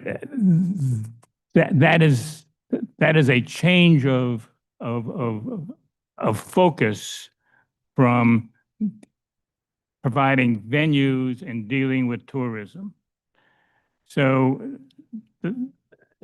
I see that inconsistent with the funding that we have as a council have approved for this project, because we approved $4 million and change, the majority of which is coming from the LTAC facility to promote tourism and not to provide community and social services to serve disadvantaged populations, even though it's a park, so anybody's welcome, but it's not services to do that. The second thing about the Building Communities Fund application is it's supposed to be based on a study of needs in the community for social and community services, which isn't really what we've done. As we've gone through and we've been working now for over a year on revising the legacy plan of the things that we want to do in parks, that providing social services in our parks has not been an element of the previous existing legacy plan. And in the surveys that we did of the community, we didn't even ask people about social services in the parks. We asked them about parks and recreation type things to be able to go and do that. But this grant, of which the first part is due to be submitted tomorrow, requires anything of analysis and about needs of that nature that are in the community. Specifically in that we're doing this so that Partners for Parks can be the eligible nonprofit to supply this. But one of the things that they are required to submit is to list at least 3 distinct and specific services you will provide. We have, this lease doesn't address, and we haven't been discussed, what social services we would provide or Partners for Parks would arrange to provide at the H-Barn site to be able to go and do that. And I'm comfortable not being able to see that, even though I'm also uncomfortable with the idea of making a location in the middle of Fort Steilacoom Park, not serviced by public transportation, as being a place of where as yet unspecified social services would be made available to low-income and disadvantaged people in the community. I just not seeing that. And I really don't know, since we haven't had any discussions with it, how we would come up with being able to provide tomorrow the data about how many unduplicated, disadvantaged and low-income people would be served by whatever services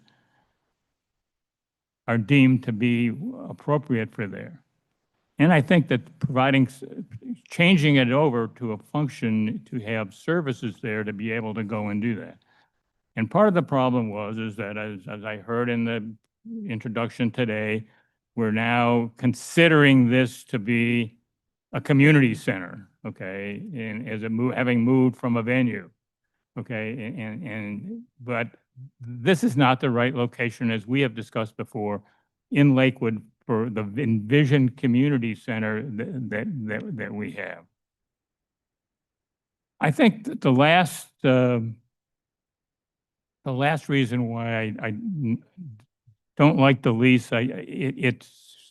this idea of leasing it to a nonprofit and then having an operating and joint organizing committee to be able to run it, to be able to go and do that, is the antithesis of what we have always discussed of trying to move the city forward in terms of doing things efficiently and getting off. And we have a Parks Department that very effectively services the public, maintains parks, allows people who want to use parks to obtain permits and be able to go through and do that. And moving through and changing to what is certainly, perhaps not undoable, but certainly a more complicated way of going about of managing this facility to be able to go and do that. I don't think that's consistent with all of our conversations about being able to be efficient. And I think that the last thing that I would say is that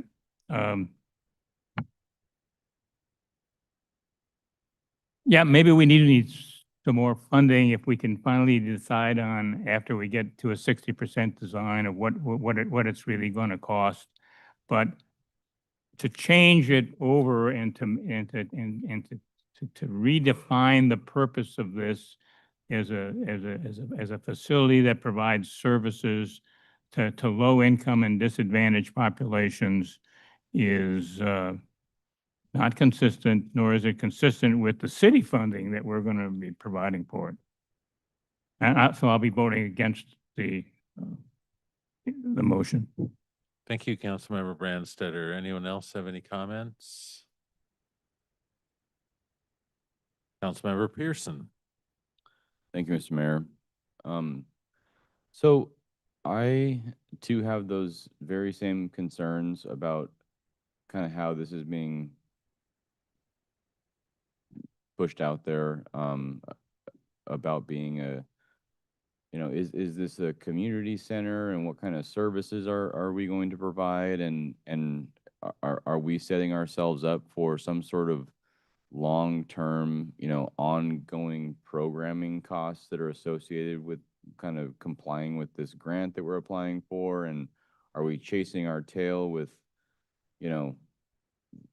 reimagining what this is to chase this grant? Those are real concerns that I have. When I think about what this facility is, should be, very, very similar to Mr. Brandstetter about it should be a place that's, open to the public on half of the side that we've talked about, and then the other space would function very similarly to the pavilion that we have across the road there. It's not something that requires a ton of ongoing programming, and that seems to be more and more what this is looking like. I think a grant is only beneficial if the requirements attached to it really align with what we're trying to do here. That said, I still am supportive of restoring the H-Barn, the H-Barn project as a whole. I think it's going to be, an awesome asset for the park and the community, but I just don't know if this, agreement and applying for this grant and kind of, is the right route to go. So, thank you. Thank you. Deputy Mayor Bell. Thank you, Mayor. I think we all have similarly the same concerns that we're bringing up, and there's a lot of uncertainties with this. The way I am looking at this is that this is another mechanism that we can use to move things forward. I think we do have some room and some leeway to make the specifics that we're talking about as we move forward, and this will just help us apply for the grant to see if there's a next step that we could do. I would say I'm altogether supportive of the H-Barn and where it's moving, but I look at it more of, like Councilmember Pearson said, as a recreational space, an event center, not a community center. So I prefer not to refer to it as a community center, because that is not my intent when I'm thinking community center for the entirety of Lakewood. I do think I like the passive space that's open, so when people are there, can use it, and then again, special event. So I am supportive of moving forward with this. I look at it, like I said, as a mechanism to move to the next step with, we do have some room and some space to make edits further on. Okay, thank you, Mayor. Thank you, Deputy Mayor Bell. Councilmember Laura Sella. Thank you, Mayor Boki, and I really appreciate the comments from Councilmember Brandstetter and Councilmember Pearson, as they were part of the subcommittee for the H-Barn, so they've got intimate knowledge of the details of this. I like to take the perspective of, does this benefit the city of Lakewood? Does it harm the city of Lakewood going forward? And to me, I don't see any harm from this. I only see benefit, partially because this is our opportunity as a council, again, to message our support to Partners for Parks, or not, but especially understanding how important it is that we are unified in our support when it comes to getting additional support from our state and federal partners. And I think, to me, this is a way to show that support. And I agree, this is not the community center for Lakewood that we envisioned. And that isn't to say that it doesn't provide a gathering space for people that is desperately needed. And I think we can't have enough gathering spaces. We have the pavilion. To me, this is the next step for the services that are offered at the pavilion, and provides more opportunity for that, whether it's, you know, the yoga in the park, which can occur in this space or in the meeting rooms there. And for that reason, I am supportive of this going forward. Thank you. Thank you, Councilmember Lauricella. Any other comments from members? I'll just say that, Councilmember Branstetter. I would just say that in my view, that not approving this resolution, thus not approving this lease, doesn't stop the project of moving forward as originally visioned, being able to go. Partners for Parks has done their committed fundraising work nearly entirely, and there is some other fundraising work that can still be done to be able to go and do that. But I am concerned that tomorrow we have to submit a document that specifically lists the community social services, at least 3, that will be provided in that facility if this grant gives us funding. And I don't think that's an acceptable place to put us in, where someone between tonight and 4 o'clock tomorrow is going to decide what those 3 services that we're going to commit ourselves to the Department of Commerce. You, Councilmember Branstetter. So I'll just close by saying I think this is a step in the right direction. We need to continue to search to build this out the way we'd all, I think, like to see it built out. I think an additional, and to our partners, as Councilmember Lauricella mentioned, it's very important to signify that we are still looking for dollars to make this work the way we have been telling people it'll work. A community center can be a lot of things. I mean, and I think we get locked into words. When we built the stage, I still call it the stage, we didn't anticipate that we would have coffee with the mayor every other month or every quarter on the stage. We didn't anticipate, now we anticipated what we had this weekend, which is an international stage and singers and dancers and whatnot. That we anticipated. It's hard to anticipate in the future what you're going to be using these facilities for. So getting locked into words, it's going to, you know, do we call it a community center? Do we call it an event center? Well, it's not built like the McGavick Center. I would call it, see, in my thinking, an event center is more like McGavick, or it would be a large auditorium. It would be a performing arts center. So we get locked into words. I just want to be very careful. This is a community center. This is an event center. This can be used for any number of things. My guess is it'll be used, mainly rented out to various groups who want to use that. What we'll have is for social services, I don't know.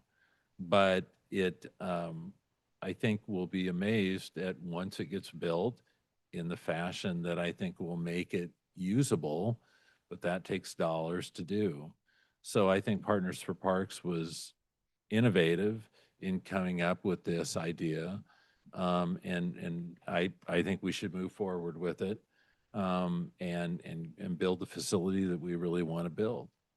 So with that, I can do this with a voice vote, but we've got Philip Lindholm out there too. So I'm going to ask that we do a roll call. Councilmember Lindholm, Aye. Councilmember Pearson, Nay. Deputy Mayor Bell, Aye. Councilmember Brandstetter, Councilmember Lorisella, Aye. Mayor Boki. Aye.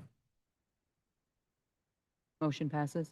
Motion passes 4-2. Thank you very much. All right, as amended. Passed as amended twice. So with that, items for discussion, review of the Pierce County Conservation Futures Program. Ms. Roxanne Miles, Parks and Recreation and Community Services Director. And that is on page 172 of our packet.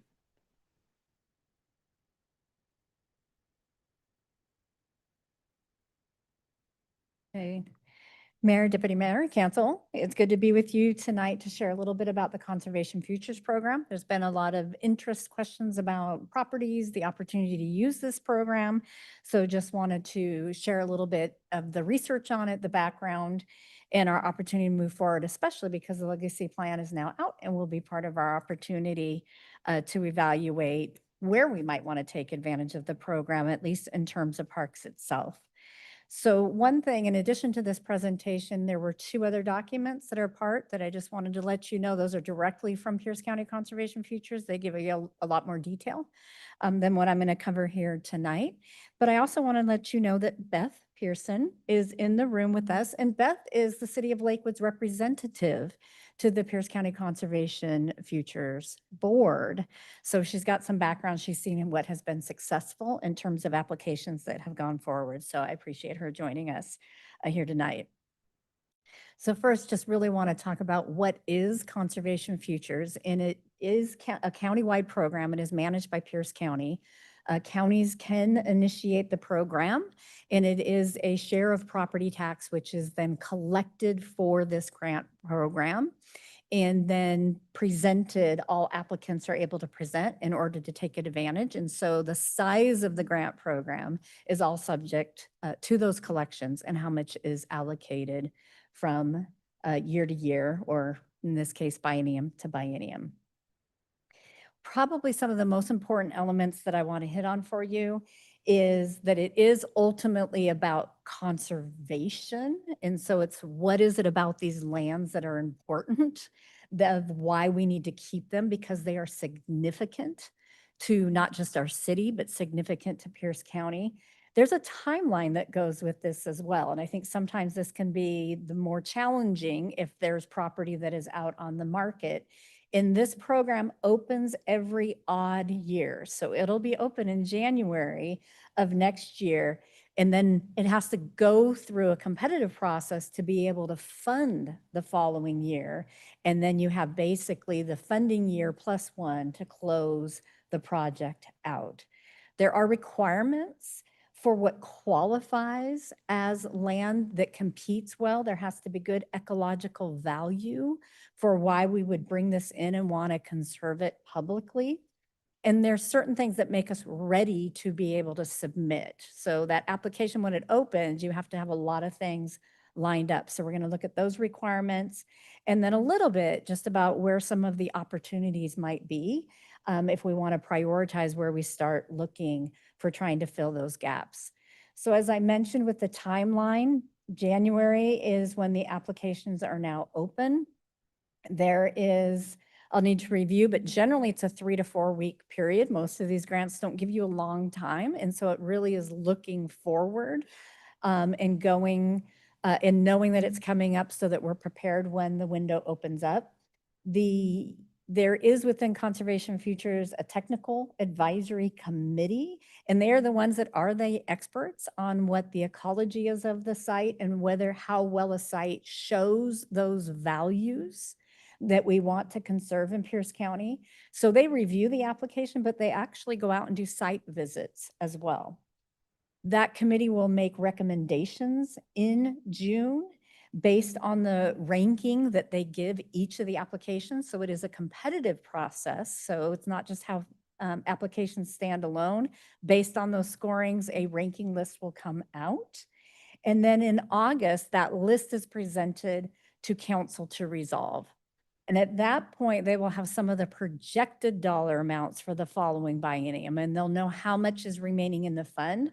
So based on that ranking, they normally pass a resolution that prioritizes the list and basically directs staff to work down the list until the money is gone.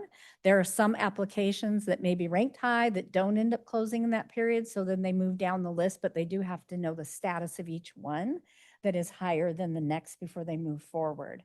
So that ranking is really important. Again, it lets you know in August where things stand, but ultimately that, and you can start moving forward with some activities, but that list and the funding for the Conservation Futures Program is in that next year's biennial budget that is passed by Pierce County. So we need to be ready when the window opens. Part of that readiness is the application requirements of the values. One of the things I'll refer to that attachment is some of the size of the properties are meant to be pretty big. If we're going to conserve something, there's some minimum size, even up to 20 acres in some categories. Smaller acreage is possible, especially in urban environments, more so if we're adding on, like we did with Ward's Lake. We added some property onto an existing park. But I just kind of listed for you that those are the different categories that they have there, and each of them are going to have certain traits to them and certain size to them. And that's what one of the other attachments directly from Conservation Futures shows. Future purpose. So there's a little caveat there. If we do want to use some of these for a park, we have to really know that going forward and be able to talk about in the application what active uses we want to have there. So the most successful ones have at least a schematic design or a master plan for the park, because you're able to show what elements you're going to conserve in that site and then what is going to be developed on the site. And trying to keep those conservation values in place means that we can't just take a piece of property that has wetlands and then create a very active location. So that's one of the things that they evaluate, is making sure that the conservation values are preserved, even though having a site open for public access is important across all of these categories as well. The other requirement that is important and part of the early pre-work is having a willing seller, a willing receiver, and potentially a willing sponsor. The willing seller is whoever owns that property. And so there's two kind of important pieces. They have to be able to go through this process with us, which might mean, right, up to at least a year before, once we know ranking, to know when they're likely to be funded. And so they're looking at a 2 to 3 year process from the time they really express interest to go through. The other thing is there's a limitation to appraised value of the property, not market value. So in some areas where we know people are paying over market, having a willing seller who's going to forego that, and that's not impossible. There are people who really want their land to go into conservation. And so that's what's key in this process, is finding those individuals. The city generally will be that willing receiver, but it is possible sometimes if it's an open space, a land trust might be the receiver that's taking things through the process. A willing sponsor is helpful. The city can be its own sponsor, and the sponsor really is the one that walks people through the process, turns in the application. Somebody else can do that and list us as the receiver, and they can take it all the way through, and we'll say, yeah, we'll take that into the city inventory in the end. One of the advantages of that is they get to explain this process and make sure that people understand the limits, how much money they're going to get, if there are restrictions, because some people are subdividing their land in the agricultural in particular, right? Some people still want to farm it while giving up development rights. So people who understand the ecological value doing the application score a little bit better. The other thing is sometimes it's better to not have the city knocking at your door, asking you to sell your property to them. So a sponsor becomes a very good intermediary in that process.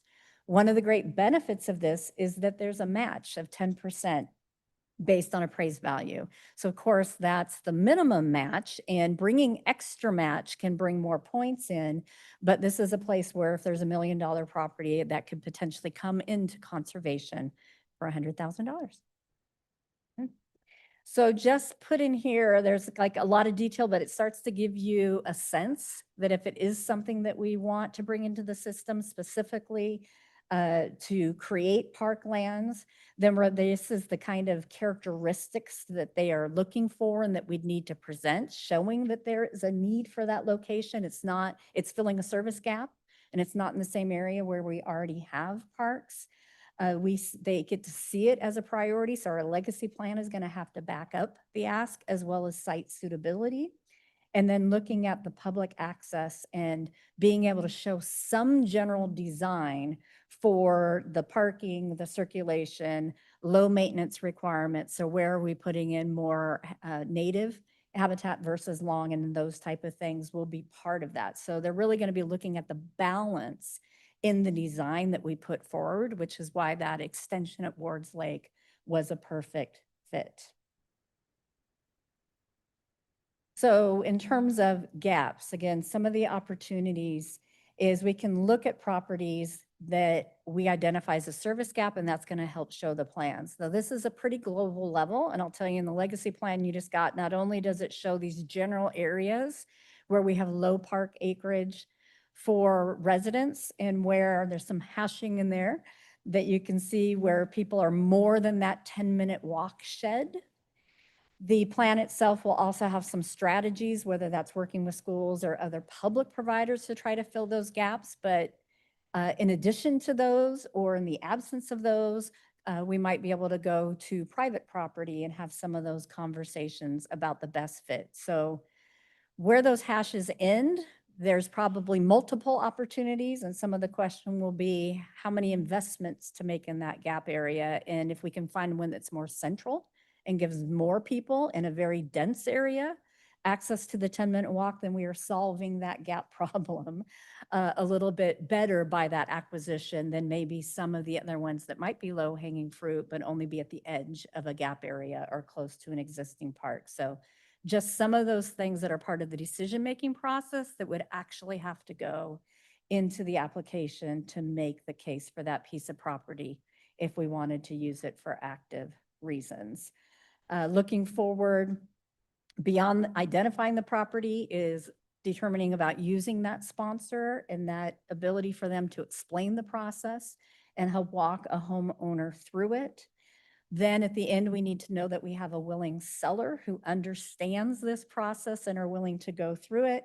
We can then proceed with our pre-application requirements, including identifying the match, and submit for that conservation futures funding in January, and then following it through.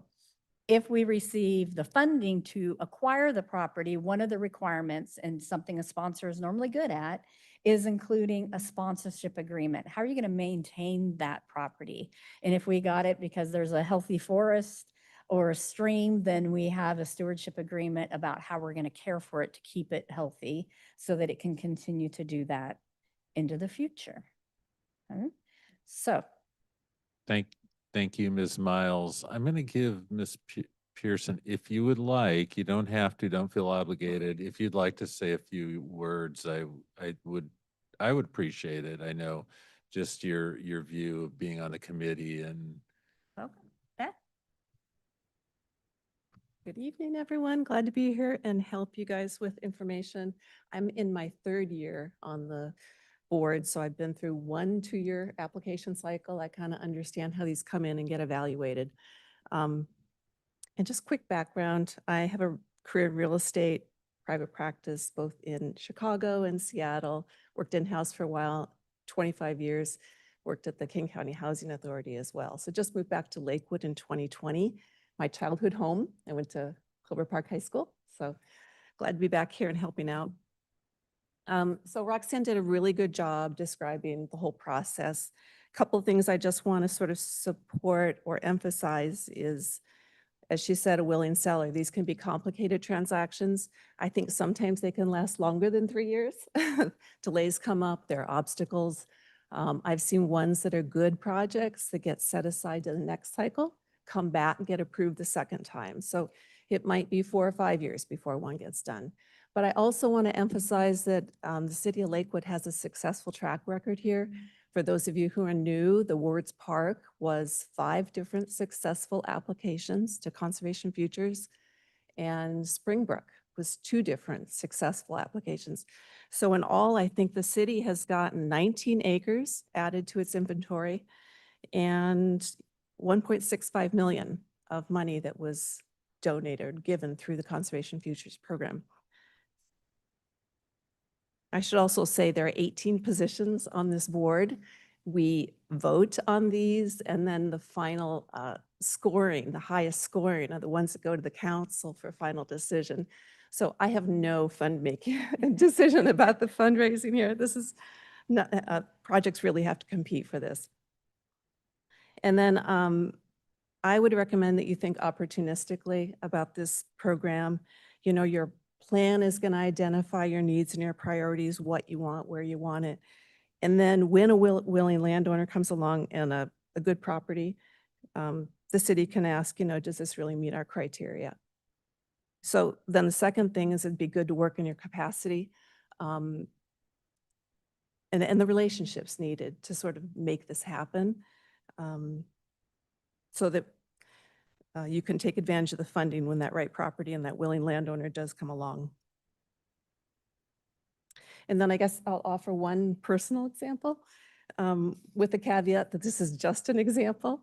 My parents have preliminary conversations with the parks about a 12-acre property that they own in the city of Lakewood. And they're not prepared to make a commitment. And honestly, I'm on the board, so I wouldn't go there anyway.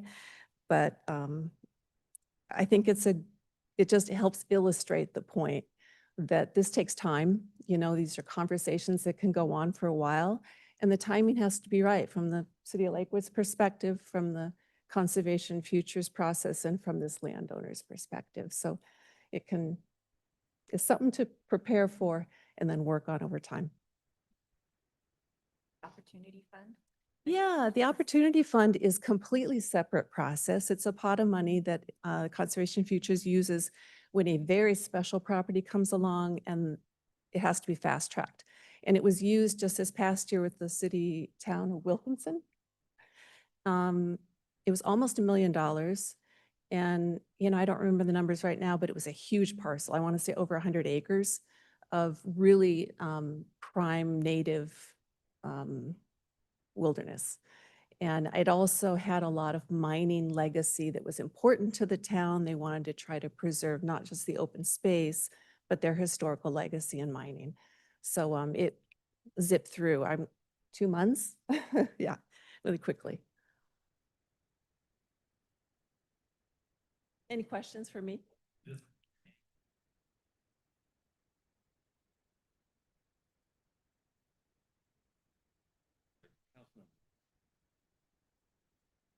Thank you, Mr. Mayor. Quick question. So there's, you know, trying to find a willing seller and that whole thing. And it also sounds like there has to be some sort of plan, you know, if you're going to use it for a park, that we have to have some sort of plan to kind of say, hey, this is what we're, you know, really want to use this for, or whatever. And then the ecological value. And have we thought about Conservation Futures for, and at least discussing, I guess, with the library folks about the old Tinsler site? Would that be a potential site? The map, the reason I ask is because the map that you had on there, that area looked like it was within the 10-minute walking, you know, to park, and so that would hit some of the triggers there. There's all the Gary Oak stands there, so there are some. We might be able to start, you know, checking some of the boxes off, and that may be something worthwhile to look into, I guess. Am I wrong in thinking that, or is it like, I don't know how to think about these Conservation Future projects or potential anyway, but that was what came to mind anyway. Yeah, I mean, I think each property is going to need to be individually assessed, right, for its potential for the program. I think some of this really is going to be a decision a little bit back in terms of priorities, right? In terms of committing match and over time, what are the most important gaps to fill? The legacy plan will give you some data in terms of looking at where the most residents and where the deepest equity issues are in our system. So in terms of prioritizing those areas and giving direction about which one should be invested in to, because there is an investment, right? To work with a sponsor, to have staff with planning capacity or have a sponsor on board to take those elements. Now, sponsors can add and put some administrative fees into these applications, which makes it attractive. There's not, most of the sponsors that I know of are not really focused within cities and there hasn't been a history of Lakewood working with a sponsor. So there's just a little bit of work to those pieces. And I think some of it, there's been multiple properties suggested for the same gap. So some of this becomes a conversation, again, which one best serves the needs? And then which one best fits conservation futures in terms of being able to get the funding benefit of it, that might help with determining which is the right one.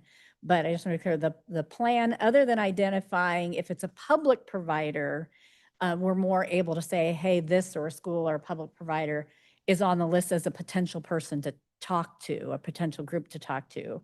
But we don't have, private residents or full evaluation done. And that just is a next level of detail in open space that would take some resources to do. Councilmember Brandstetter. Yeah, in Lakewood, we have perhaps a half dozen wetlands that are, if you look at, depending how old a map you look like, they were lakes, where they were not being able to go and do that. Most of them are in private ownership because, or they're got multiple intersecting parcels on them, and they're not discrete parcels in their own right. I mean, we're particularly dealing with one, the former Emerson Lake, that's now a wetland that and we've been going through a whole series of hearings because there's a very large oak tree and a lot of things on it, but it's not something you can deal with we didn't get started on dealing with it far enough to where it just ended up in the land use system with a hearing examiner and that, of trying to go and do that. But we're wetlands, whether it be Emerson Lake or Lost Lake or one of the other small places where there used to be a lake, but there's now a wetland, but that we don't really want to open it up to be a park, to say. We just don't want it to, we truly just want it to be conserved. And there are some areas along Flat Creek, I think, that are like that. This Conservation Futures program available to acquire things that you plan to leave as they are and not let them be disturbed? Yes, so that active recreation is just one category. By far, everything else really is more about protecting that habitat to function the way it is and to keep it and from development impinging on it. But with securing it, a stewardship plan will be required that just over time, right? If they're keeping back the ivy and those type of things, we will be having an obligation to maintain those open spaces. So open space is a category entirely different from our park lands, but it is something that we do manage as well. And I think it came up in terms of Flat Creek and what was known as the Blueberry Farm. That's all in a creek bed that is doing its function, but is not anything that we could develop on moving forward. So development is not a requirement, and 90% of the categories are actually meant not to be developed on, or you're removing development from as part of the application. So in your experience, are stewardship plans complicated or labor intensive? Not normally. In some degree of annual work plans and a good stewardship group like through our volunteer program can often help. But there are some areas that do need really much more the technical expertise in order to set up those plans properly. And a good sponsor would be bringing that to the table and then identifying the frequency. Part of this then in perpetuity, right? This is governed, and then whatever cycle of monitoring that the county puts into place to check on that site and make sure that those activities are happening. So it's all very specific to the site itself in terms of protections. And sometimes it's just adding buffer, to a creek, but we're doing some of that. Like in Springbrook is a great example of needing to make sure there's 2 to 4 work parties a year to try to keep the invasives off that stream. So that is things that habitat crews can do, but need to have the resources to guide those crews or to bring in that outside expertise. Thank you. Thank you, Councilmember Branstad. Any other questions? Councilmember Laura Sella. Thank you, Mayor Boki, and thank you, Ms. Miles. So make sure I understand. So you need a willing seller, a willing receiver, potentially a sponsor. The seller could be either a private or public entity, right? And you said the receiver generally would be the city. Could the city be a seller to a land bank nonprofit sort of situation too, or is that sort of beyond the scope of? I'm thinking if we had property that we wanted to preserve, but not necessarily have the funding to preserve it ourselves. So some of it is really, it has to be something that's not under any protections going into protections. Right. So, there's some properties that if people have already given up their land rights or whatever it might be, one, that affects the appraised value. And so there's certain things, and this is where like the land use with easements and other elements come into play. So the scenario you described isn't unheard of, that's possible. And I've seen scenarios where the land trust would take it and maintain it and do initial conservation for 5 years. But they tend to like that relationship and not to want to be in long-term maintenance, so it always usually comes with a staggered transition, back to the city for long-term. Okay.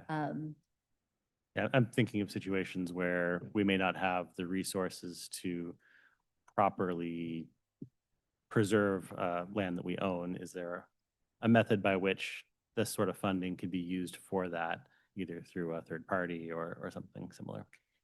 Yeah, I mean, in the time that I was overseeing the program, and now I don't know, have you seen that scenario? That it's a city owned that actually goes to a land trust. Yeah. Sure. Yeah, I mean, we'd have to look at there because I think part of the principle, right, is bringing it into public ownership. And so that's one of the things we have to even look at if it's going from one public agency to the next, where, surplusing and transfers is possible. We case by case, which is Sure. why all these scenarios, it's those factors coming Sure, together. yeah. It's really helpful to have Makes that sense. time to analyze each one. And I'll just tell you that what happens most with me is I get a call from a real estate agent who's like, my person wants to sell, and it's like, an outright buy is possible, but if we're going through the most likely avenue of this program, Yeah, it's 3 years. right? it's usually when I say the timing and the appraised value, I don't get a lot of calls back. Do you see this sort of program happening often with, say, the county having property that they would then go through this process to sell to the city? I've seen that before where a certain party is the right one, that is the willing receiver for the process to come through, but then is able to transfer the property to another jurisdiction to maintain. Yeah. Okay. Yeah, I was thinking something like Sealy Lake Park, right? May be a candidate for a county-owned that the city would be potentially interested in. All right, thank you. Kind of separate from conservation, you know, when we're looking at gaps, there is a piece there, right? There are county-owned parcels and there's state-owned parcels. And so do we want to identify a relationship with them that counts those as part of the system? And how to count those is always one of the questions that the plan has to address. This is a very successful program. I'm surprised we've come out with 19 acres though, because I remember since we've been here, we did buy that little, so we must have bought most of Ward's Lake with it, huh? Is that what it comes to? Okay. I know we added that little piece. Yeah. Okay, so that's where most of the acreage came in. Yeah. And adjacent, that's been kind of part of it. So that's one of our, you know, we can make some of the sites we have bigger if they need to be. But going into a service gap to fill it that doesn't have one within 10, it's really identifying what's already there that we can actually call out to conserve. So we do have fish-bearing streams, right? Or that are in some amount of distress, and that's to put it mildly. That scores good if there's fish-bearing. Just because I was involved in all these conversations this last time, absolutely the water riparian fish-bearing streams are important. Also, what was added last year is an overlay to the scoring for income equity as well. So I think that will align with your gap analysis as well. And then just to the earlier point, the applications I saw in the last cycle, what really helped scoring was when they were threatened for sale. Private owner really wanted to sell for a public benefit, but they were getting a lot of money from someone else and they needed to find a reason to turn around and give it to this, a sponsor. So they were, if you can't approve this application, we're going to lose it forever. That was also compelling. Yeah. Well, thank you very much, Ms. Pearson. Ms. Miles, we appreciate both of you being here and your expertise on both subjects since you worked in this area for a long time there at the county. So thank you very much. What's our next step here? You're out looking, scouring the landscape for potential. Well, I think as we go through the legacy plan presentations, and so, you know, coming up shortly, you'll get a review of the draft. It's open for public comment, so any edits are going to really happen before your October study session, before it's there for adoption. But as part of that, then, you know, what is the direction in terms of investment? And as you know, we've got regional assets, local parks, open space, you know, in terms of what's the priority focus on to try to find and identify parcels, and also, you know, vetting those opportunities as rise. We do tend to get those calls, but really going out and curating the relationships in the areas where we're seeing the habitat that is most important to Lakewood is probably going to be the most fruitful. And then the timing has to work for the seller in being able to map some of those out. Well, I think when you come back, you'll get plenty of opinions. I know I've got my opinions as to where I'd like us to go, but again, it's a willing seller, right? So thank you very much. I appreciate it, and I appreciate that your service to Lakewood, Ms. Pearson. Next is review of automated traffic safety camera program. Ms. Wachter. And Your Honor, if it's okay if I just jump in for her, I put this memo together. There Initially, she was gonna, Ms. Wachter. she was gonna present, but I thought we can simplify it in terms of the presentation of material. At the meeting on July 20th, we had reviewed the material from the memo that was attached. As part of that discussions, a lot of topics was around how to select, and it was requested that staff bring back 3 to 6 sites that they would recommend in respect to discussions moving forward, with the understanding that that doesn't mean it'd be those 3 to 6 sites. More could be added, could be reduced, however council wanted to do it, just to try and get an identity of specifics from the staff perspective. So city attorney, myself, and one of the captains from the police department sat down and reviewed the areas that had previously been in discussion, identified 3 sites within the characterization of parks and 3 within the characterization of the schools, just as the starting point. Really focused on those that had the higher incidence of collisions, along with incidents of infractions representing speed related to those respective areas. Also just tried to highlight different characteristics that were present with each of those locations, be it if they're major roadways, if they were in the downtown area, they had pedestrian traffic associated with it, what the residential areas were like. So that's what we did here, presented those 6 different sites, have absolutely zero pride of authorship because this becomes a subjective decision in terms of what we are looking for and why we are selecting sites. But this is from the staff perspective of focusing on those safety areas that are also associated with areas with speed in there and a little bit of pedestrian activity with it. So happy to answer any questions council may have. Otherwise, we'd wait for direction. And if we have sites that are identified, we're happy to continue that process in moving forward in anything that may be required in terms of reporting. There's some components related to state law in terms of moving forward, but we're happy to do that under council guidance tonight. Happy to answer any questions council may have.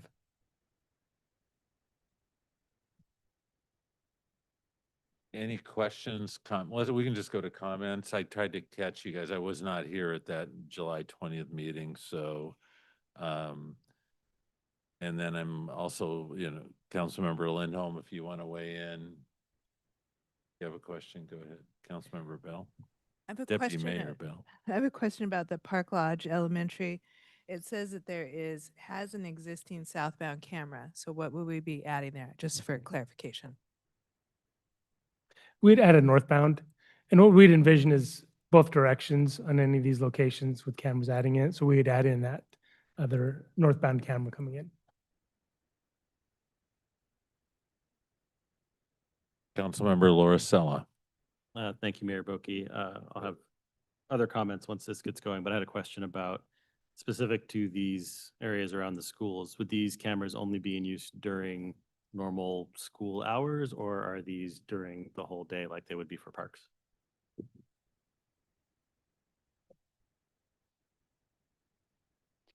We would expect to use the school cameras during school hours, and the way that we're currently doing that at the locations in the city, they are actually stopped during things like Christmas break, and they do just function during the school hours.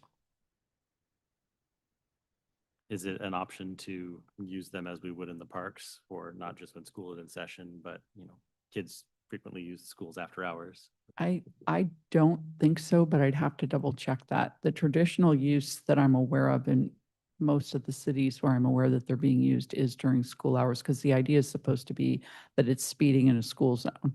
And the school zone's really only a school zone when there's school.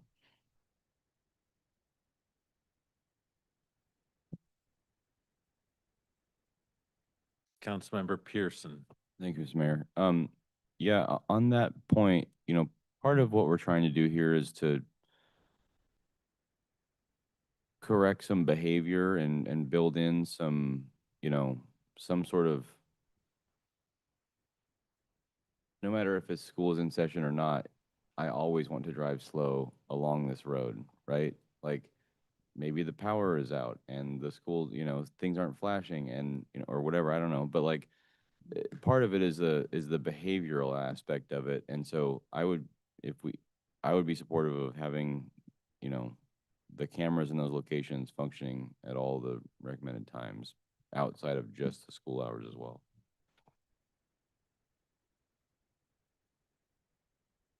Anyone else? Councilmember Brandstetter. I appreciate the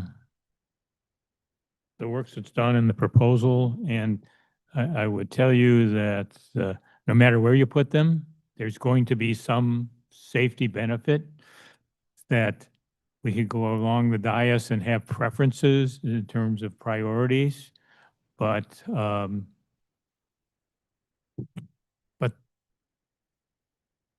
other sequence will still provide benefit and be able to go and do that. And my advice to the city manager is put what we can afford in the next budget proposal. Okay.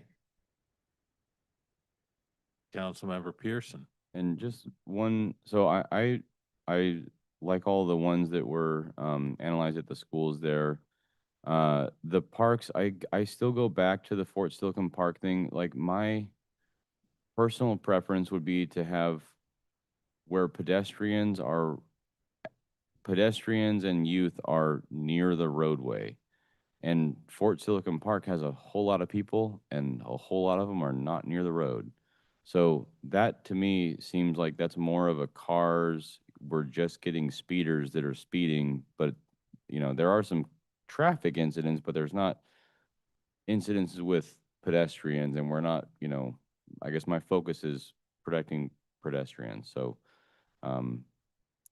that would be not at the top of the list for the parks for me personally.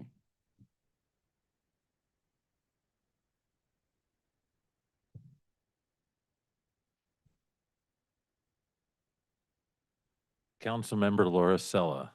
All right, thank you, Mayor Boki. So I took the liberty to look through all the data and build my full list of 1 to however many we have and prioritize them. And to me, my biggest priority was, where do we have the most accidents? And then my second priority is, where do we have the most people going far and above the speed limit, whether it's 5 over, 10 over, 15 over. And then I built my rankings based on that. And so personally, my number 1 spot is Fort Silicon Park, because it has the most accidents of anywhere in the city. And there are lots of people in that area, including coming across to go to all sorts of kids' sporting events there all the time. And I suspect we'll probably see more and more folks in there as we put more stuff in the park. So that was my number 1. And then the school sites, I've got 5 of them because that's what the initial data was shared. I know we have 3 that were provided, but I'd rank them. Hoover Park High School would be the top one for me, then Dower, then Park Lodge, then Custer, and then Lockburn. So that's my top 6, Fort Silicon Park, and then those 5 schools. Thank you. Okay. So I also think, but I have questions about the whole thing, because I do have questions about the overall costs. But I like the Fort Silicon Park one, because I think they really do race along there and very high speed, because it is a wide stretch of straight road for a while. And so as a policy, do we want to slow people down along there? And given all that goes on at the hospital and that kind of thing, we probably do. I also thought Wards Lake, because there's a lot of speeding along there, again, big open stretch. Don't know what to do with the schools. I thought about Dower. I think Dower, a lot of the things are the incidents, not the speed, but the incidents of traffic problems, once we fix that intersection, is going to improve. I think the numbers will improve there. But I do have questions around the cost, because when I read through this potential costs, and then it got to, we might need another person or 2, depending on this. What's the math behind this? And I'm looking at financial considerations on page 1. I have 197 of the packet, going on to page 198. So basically, if we add cameras into the system, it changes the model. So right now, it all comes into the general fund. So we don't pay for, like, our police department personnel. Now that processes the citations, but those are eligible expenses. You know, anything that's associated with it is an eligible expense. So it basically create kind of its own enterprise fund, you know, for lack of a better term related to it. So when we add cameras in, because of the grandfathering rule and the changes in state law, that'll change the model of how it's used. So initially, any expense is the first thing's covered with it.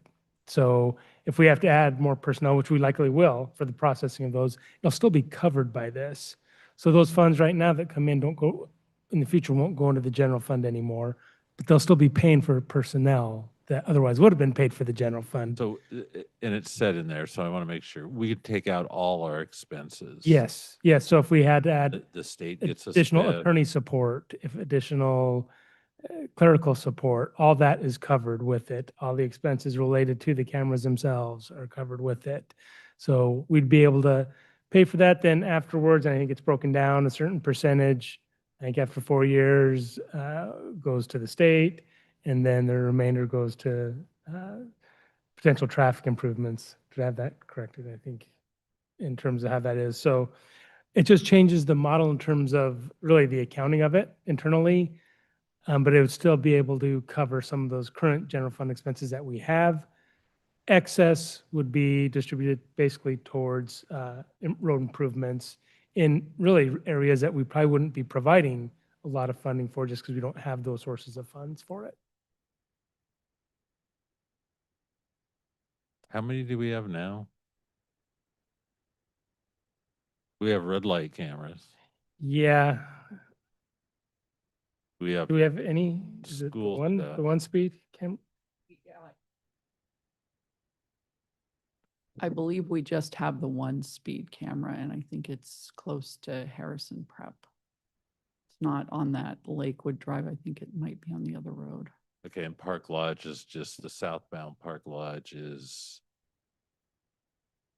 Is that red light? just a school one, just during school hours. No, it's a red light camera. And 512 is a At red Park light Lodge? camera, yeah. Where is that at? Does it make any revenue at all? I mean, I didn't even know it was Yeah. there. At Park, in front of Park Lodge? Where's the red light in front of Park Lodge? Oh, I thought it was a speed camera in there. There you go. Okay, there.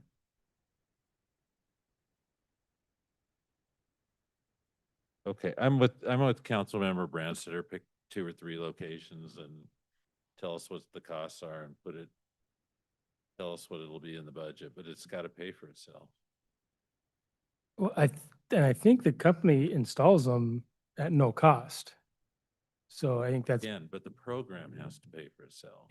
That's what I mean, you just wrote in here that there's cost to the program, right? Yeah, Now you're Mr. saying Mayor there's and not. members of the council, the way that the funding is restricted under the newest legislation is that you take off the top all program costs. Right. And in the numbers that we've run, and I know there's been hesitation to talk about revenue, but in terms of whether or not the number of tickets will pay for the program, it's our belief that it will at least break even. So you will be able to cover your costs with the program, Well, yeah. any level. Each camera will generate enough tickets to cover the cost of that camera, at least in terms of the numbers that we've run. Now, obviously, there's the belief that once you install the cameras, the behavior ultimately will start to change, but we would start to see that coming at some I don't know point. that that's true from our red light cameras. We've had some of our red light cameras in spots now for 20 years and people still run them, which is amazing to me. Okay, well, you've heard me, that what I think. I mean, 2 or 3 and come up with something in the budget and figure it out. And he wants 6 and yeah.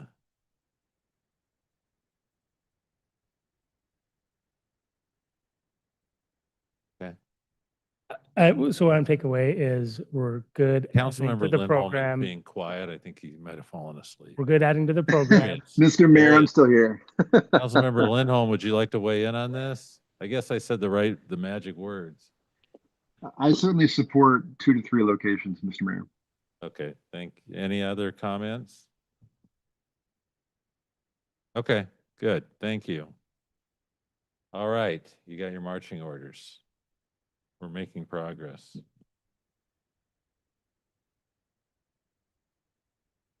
It was Bell and Laura Sella.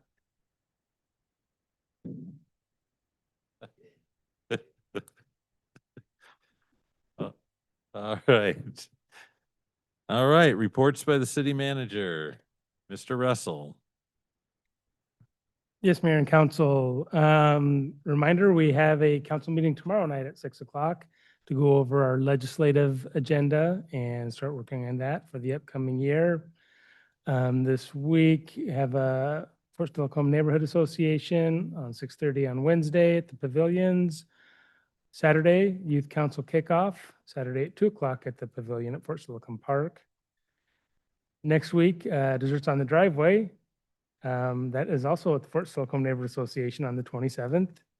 As a reminder, we have the summer concert series starting up again on the 25th.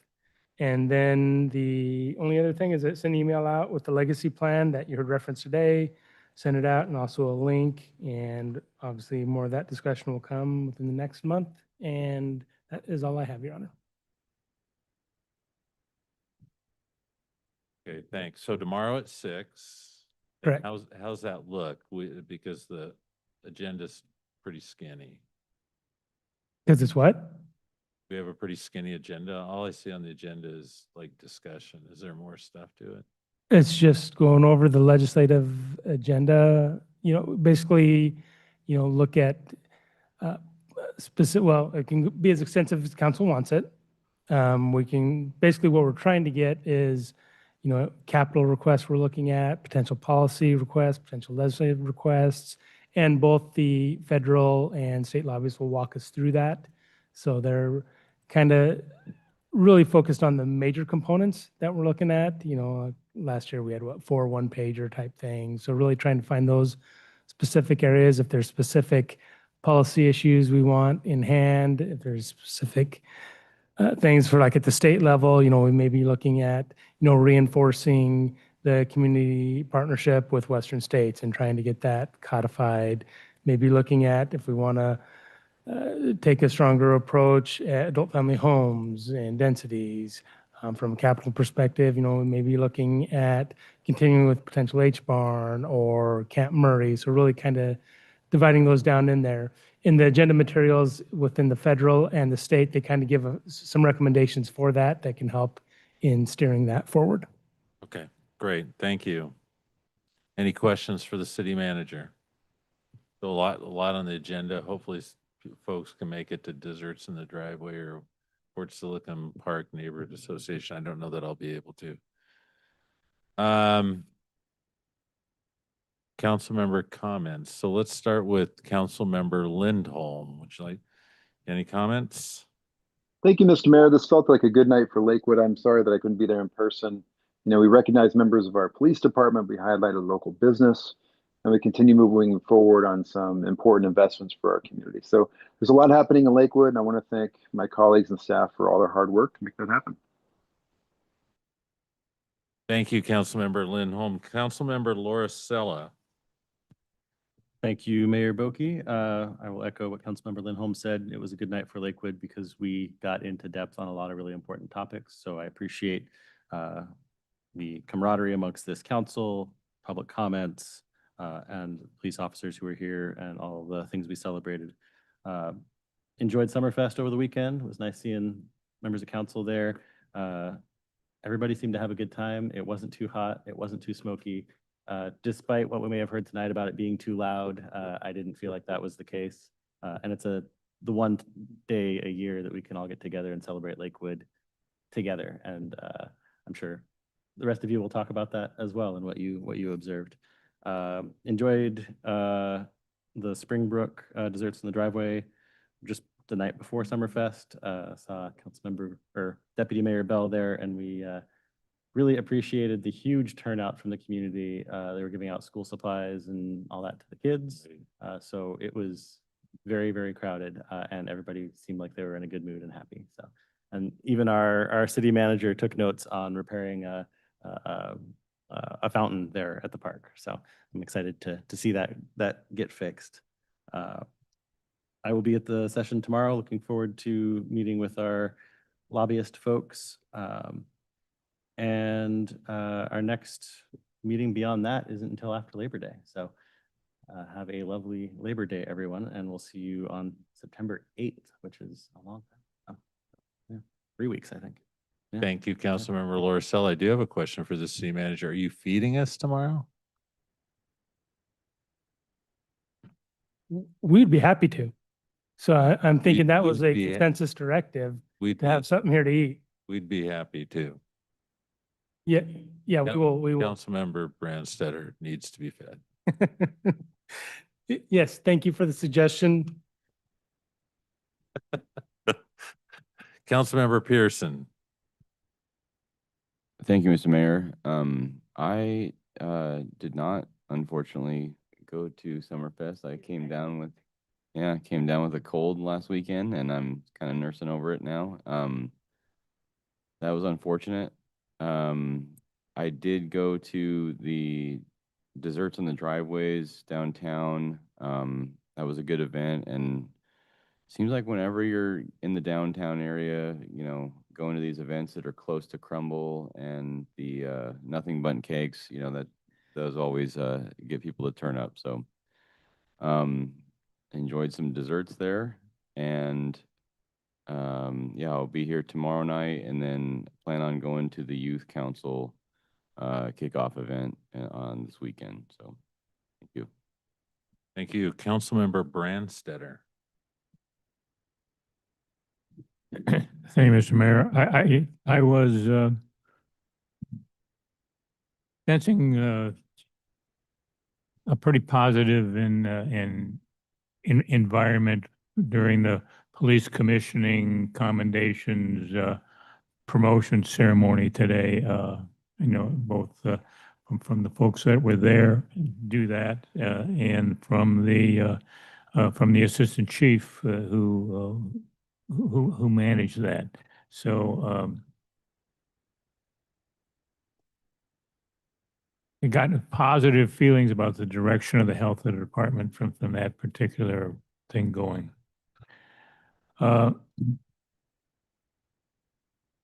I did appreciate the visitors from Gimhe, that the performance of Vernon was good, and that has been a strength to do that. I would like to take a look at Mrs. Connie Coleman Lackady has been essentially the chair of the Lakewood Sister Cities Association that has nurtured these relationships for a significant number of years. And I'm wondering whether we might do a proclamation or some other recognition of her efforts with respect to sister cities and of enhancing the relationship between Lakewood and the three sister cities and one friendship city that we have. I think that would be some appropriate recognition, because she works really hard coordinating that international festival and doing that. And I think, and I know Councilmember Talbot is our liaison to the sister cities to do that, but maybe she could help us put something together that we could at a near-term council meeting recognize her in some way. I also attended the downtown neighborhood Desserts in the Driveway, and to really be honest, it was probably the best one that I have been to.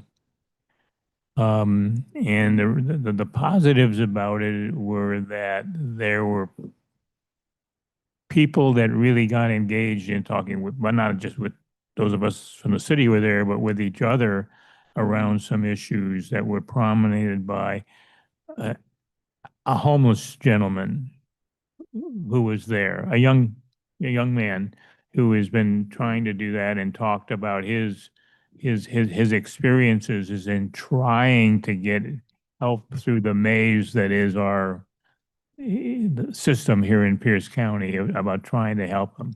And he got both offers for help, a lot of questions, a lot of folks looking to clarify what he was doing, and it promoted a really good conversation at the table that was there. And then there was a lady who was there, and she lives on Ponce de Leon Creek. And the city is in the midst of a 6-year plan monitoring that creek in terms of doing it. And she is the first member of the public that I have met that has actually read that and is concerned about what it was going to do that. And she asked some questions about how she could look to do that because she's concerned about various elements in the creek that included the water, but also the fact that, as we heard in public comment today, many of the trees in the Ponce de Leon Canyon, if you will, are covered with ivy. And the question is the plan didn't particularly address what we were going to do about that, but it's an issue that's there and that goes on. But it was good to see someone who was paying attention to even some of the obscure things that we're doing. I guess the last thing, just budget wise, as I will tell you, is that the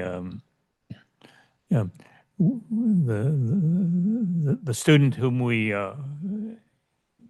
nominated to go to and get the scholarship at AWC, and so he got our $750 scholarship, and he got the $3,000 scholarship from ADC, and he got $10,000 a year from the University of Washington, okay, to be able to go and do that. And he got the computer from Comcast, to be able to go and do that.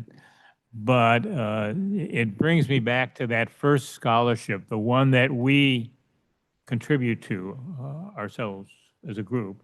And that is, and then our donations are matched by the Lions Club.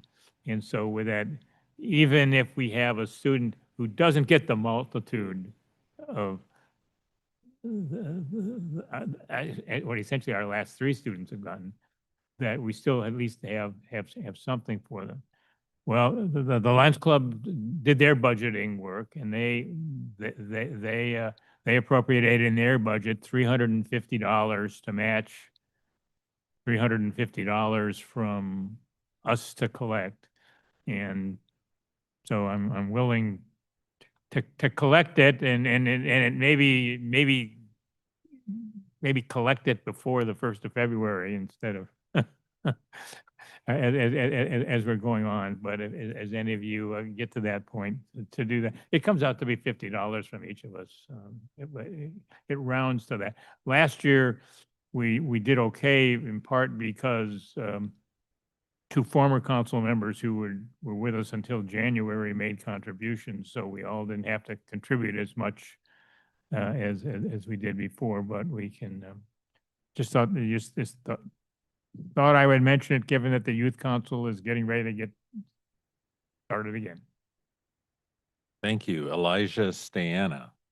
And I was there, and a lot of us were there at AWC, and he was almost most excited about when the guy from Comcast came and gave him, here you go. And he's like, oh my goodness. because it was completely out of the blue, right? I mean, it just fell out of the sky. And so, yeah, and really, Elijah has a great story and really enjoyed meeting his parents. And mother works out at a Western state, and the dad has a good job. So they're both, they really enjoyed meeting everybody, and I think that was a good day for Lakewood. Deputy Mayor Bell, besides your pledge of support to match anything any other member gives on this scholarship, which we appreciate, thank you very much. Oh, I love that. Thank you, Mr. Mayor. So we did have a busy week last week. It was, as everyone knows, Summerfest, which I think was an amazing event, full of the community. And yes, it was everything a festival should be. It was loud. It was beautiful weather. It was tons of music that was playing, lots of vendors, a lot of food, a car show. I think all of it was fabulous and very worthwhile, and glad that it happens every year in Lakewood at our lovely Fort Silicon Park. And it was great to interact with the Gimhe delegation, our sister city. We were able to see them and greet them when they arrived on Wednesday. We were able to also visit with them at dinner and talk with them and bring in other, I think Tacoma Sister City was there, our Korean Women's Association was there, the Korean Association was there also, I believe, school district, Pierce College. So it was just a really great event, and I appreciate them coming out, and always am looking forward to what we can do with them in the future. And I also was with Councilmember Laura Sella at the Springbrook Back to School event, and it was amazing. Next year, we're going to need more stuff because they ran out. Like, it was amazing. It was so cool. All the kids were there. People were having hot dogs. They got their backpacks with everything. Pierce County was there. The health department for Pierce County was, and conservation booths, all sorts of extra booths were there with just really great information, and everybody seemed very interactive and very grateful and thankful for it. I too will be at the Youth Council kickoff event on Saturday, and I just wanted to say, in regards to our commendations and our promotions tonight, hearing all of those stories of what our police officers do in this community day to day is amazing. And the assistant chief had every right to get teary-eyed with some of those stories. Well, almost all of them. It was amazing. And I just wanted to say thank you to our staff and our police force for what they do every single day. And I know a commendation is a great way to acknowledge them, but I want them to know that it's an everyday situation, not just a one-off because of something special. So that is it for me, Mr. Mayor.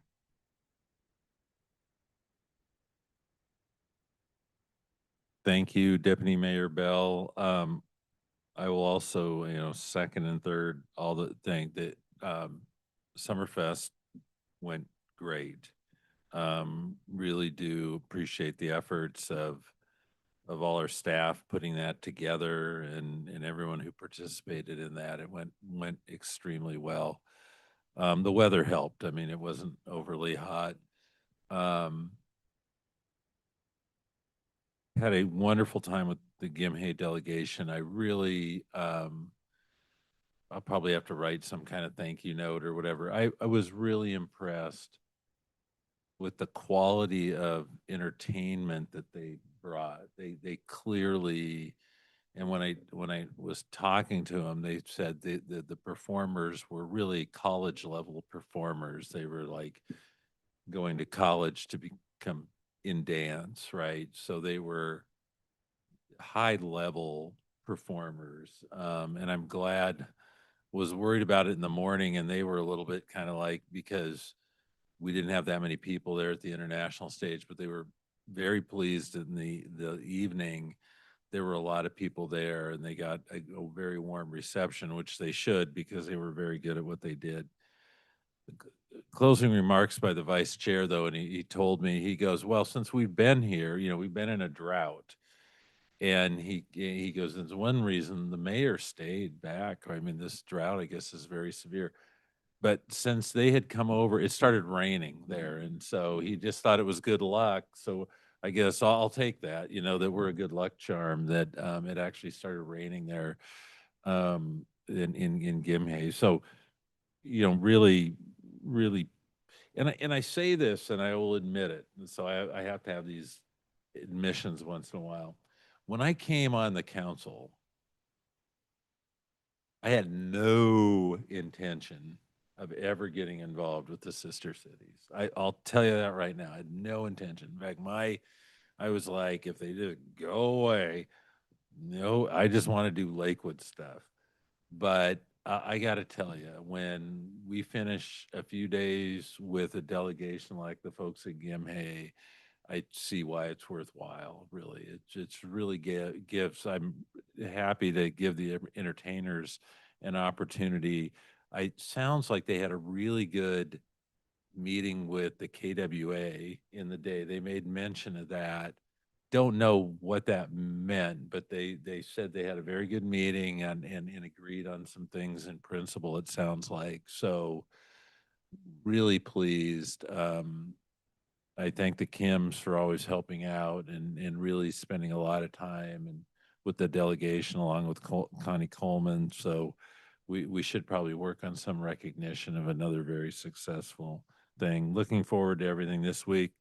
I think we'll see it tomorrow night, just a few hours. So with a very productive session, I'm sure. Councilmember Lindholm, thank you for hanging with us tonight. Thank you, Mr. Mayor.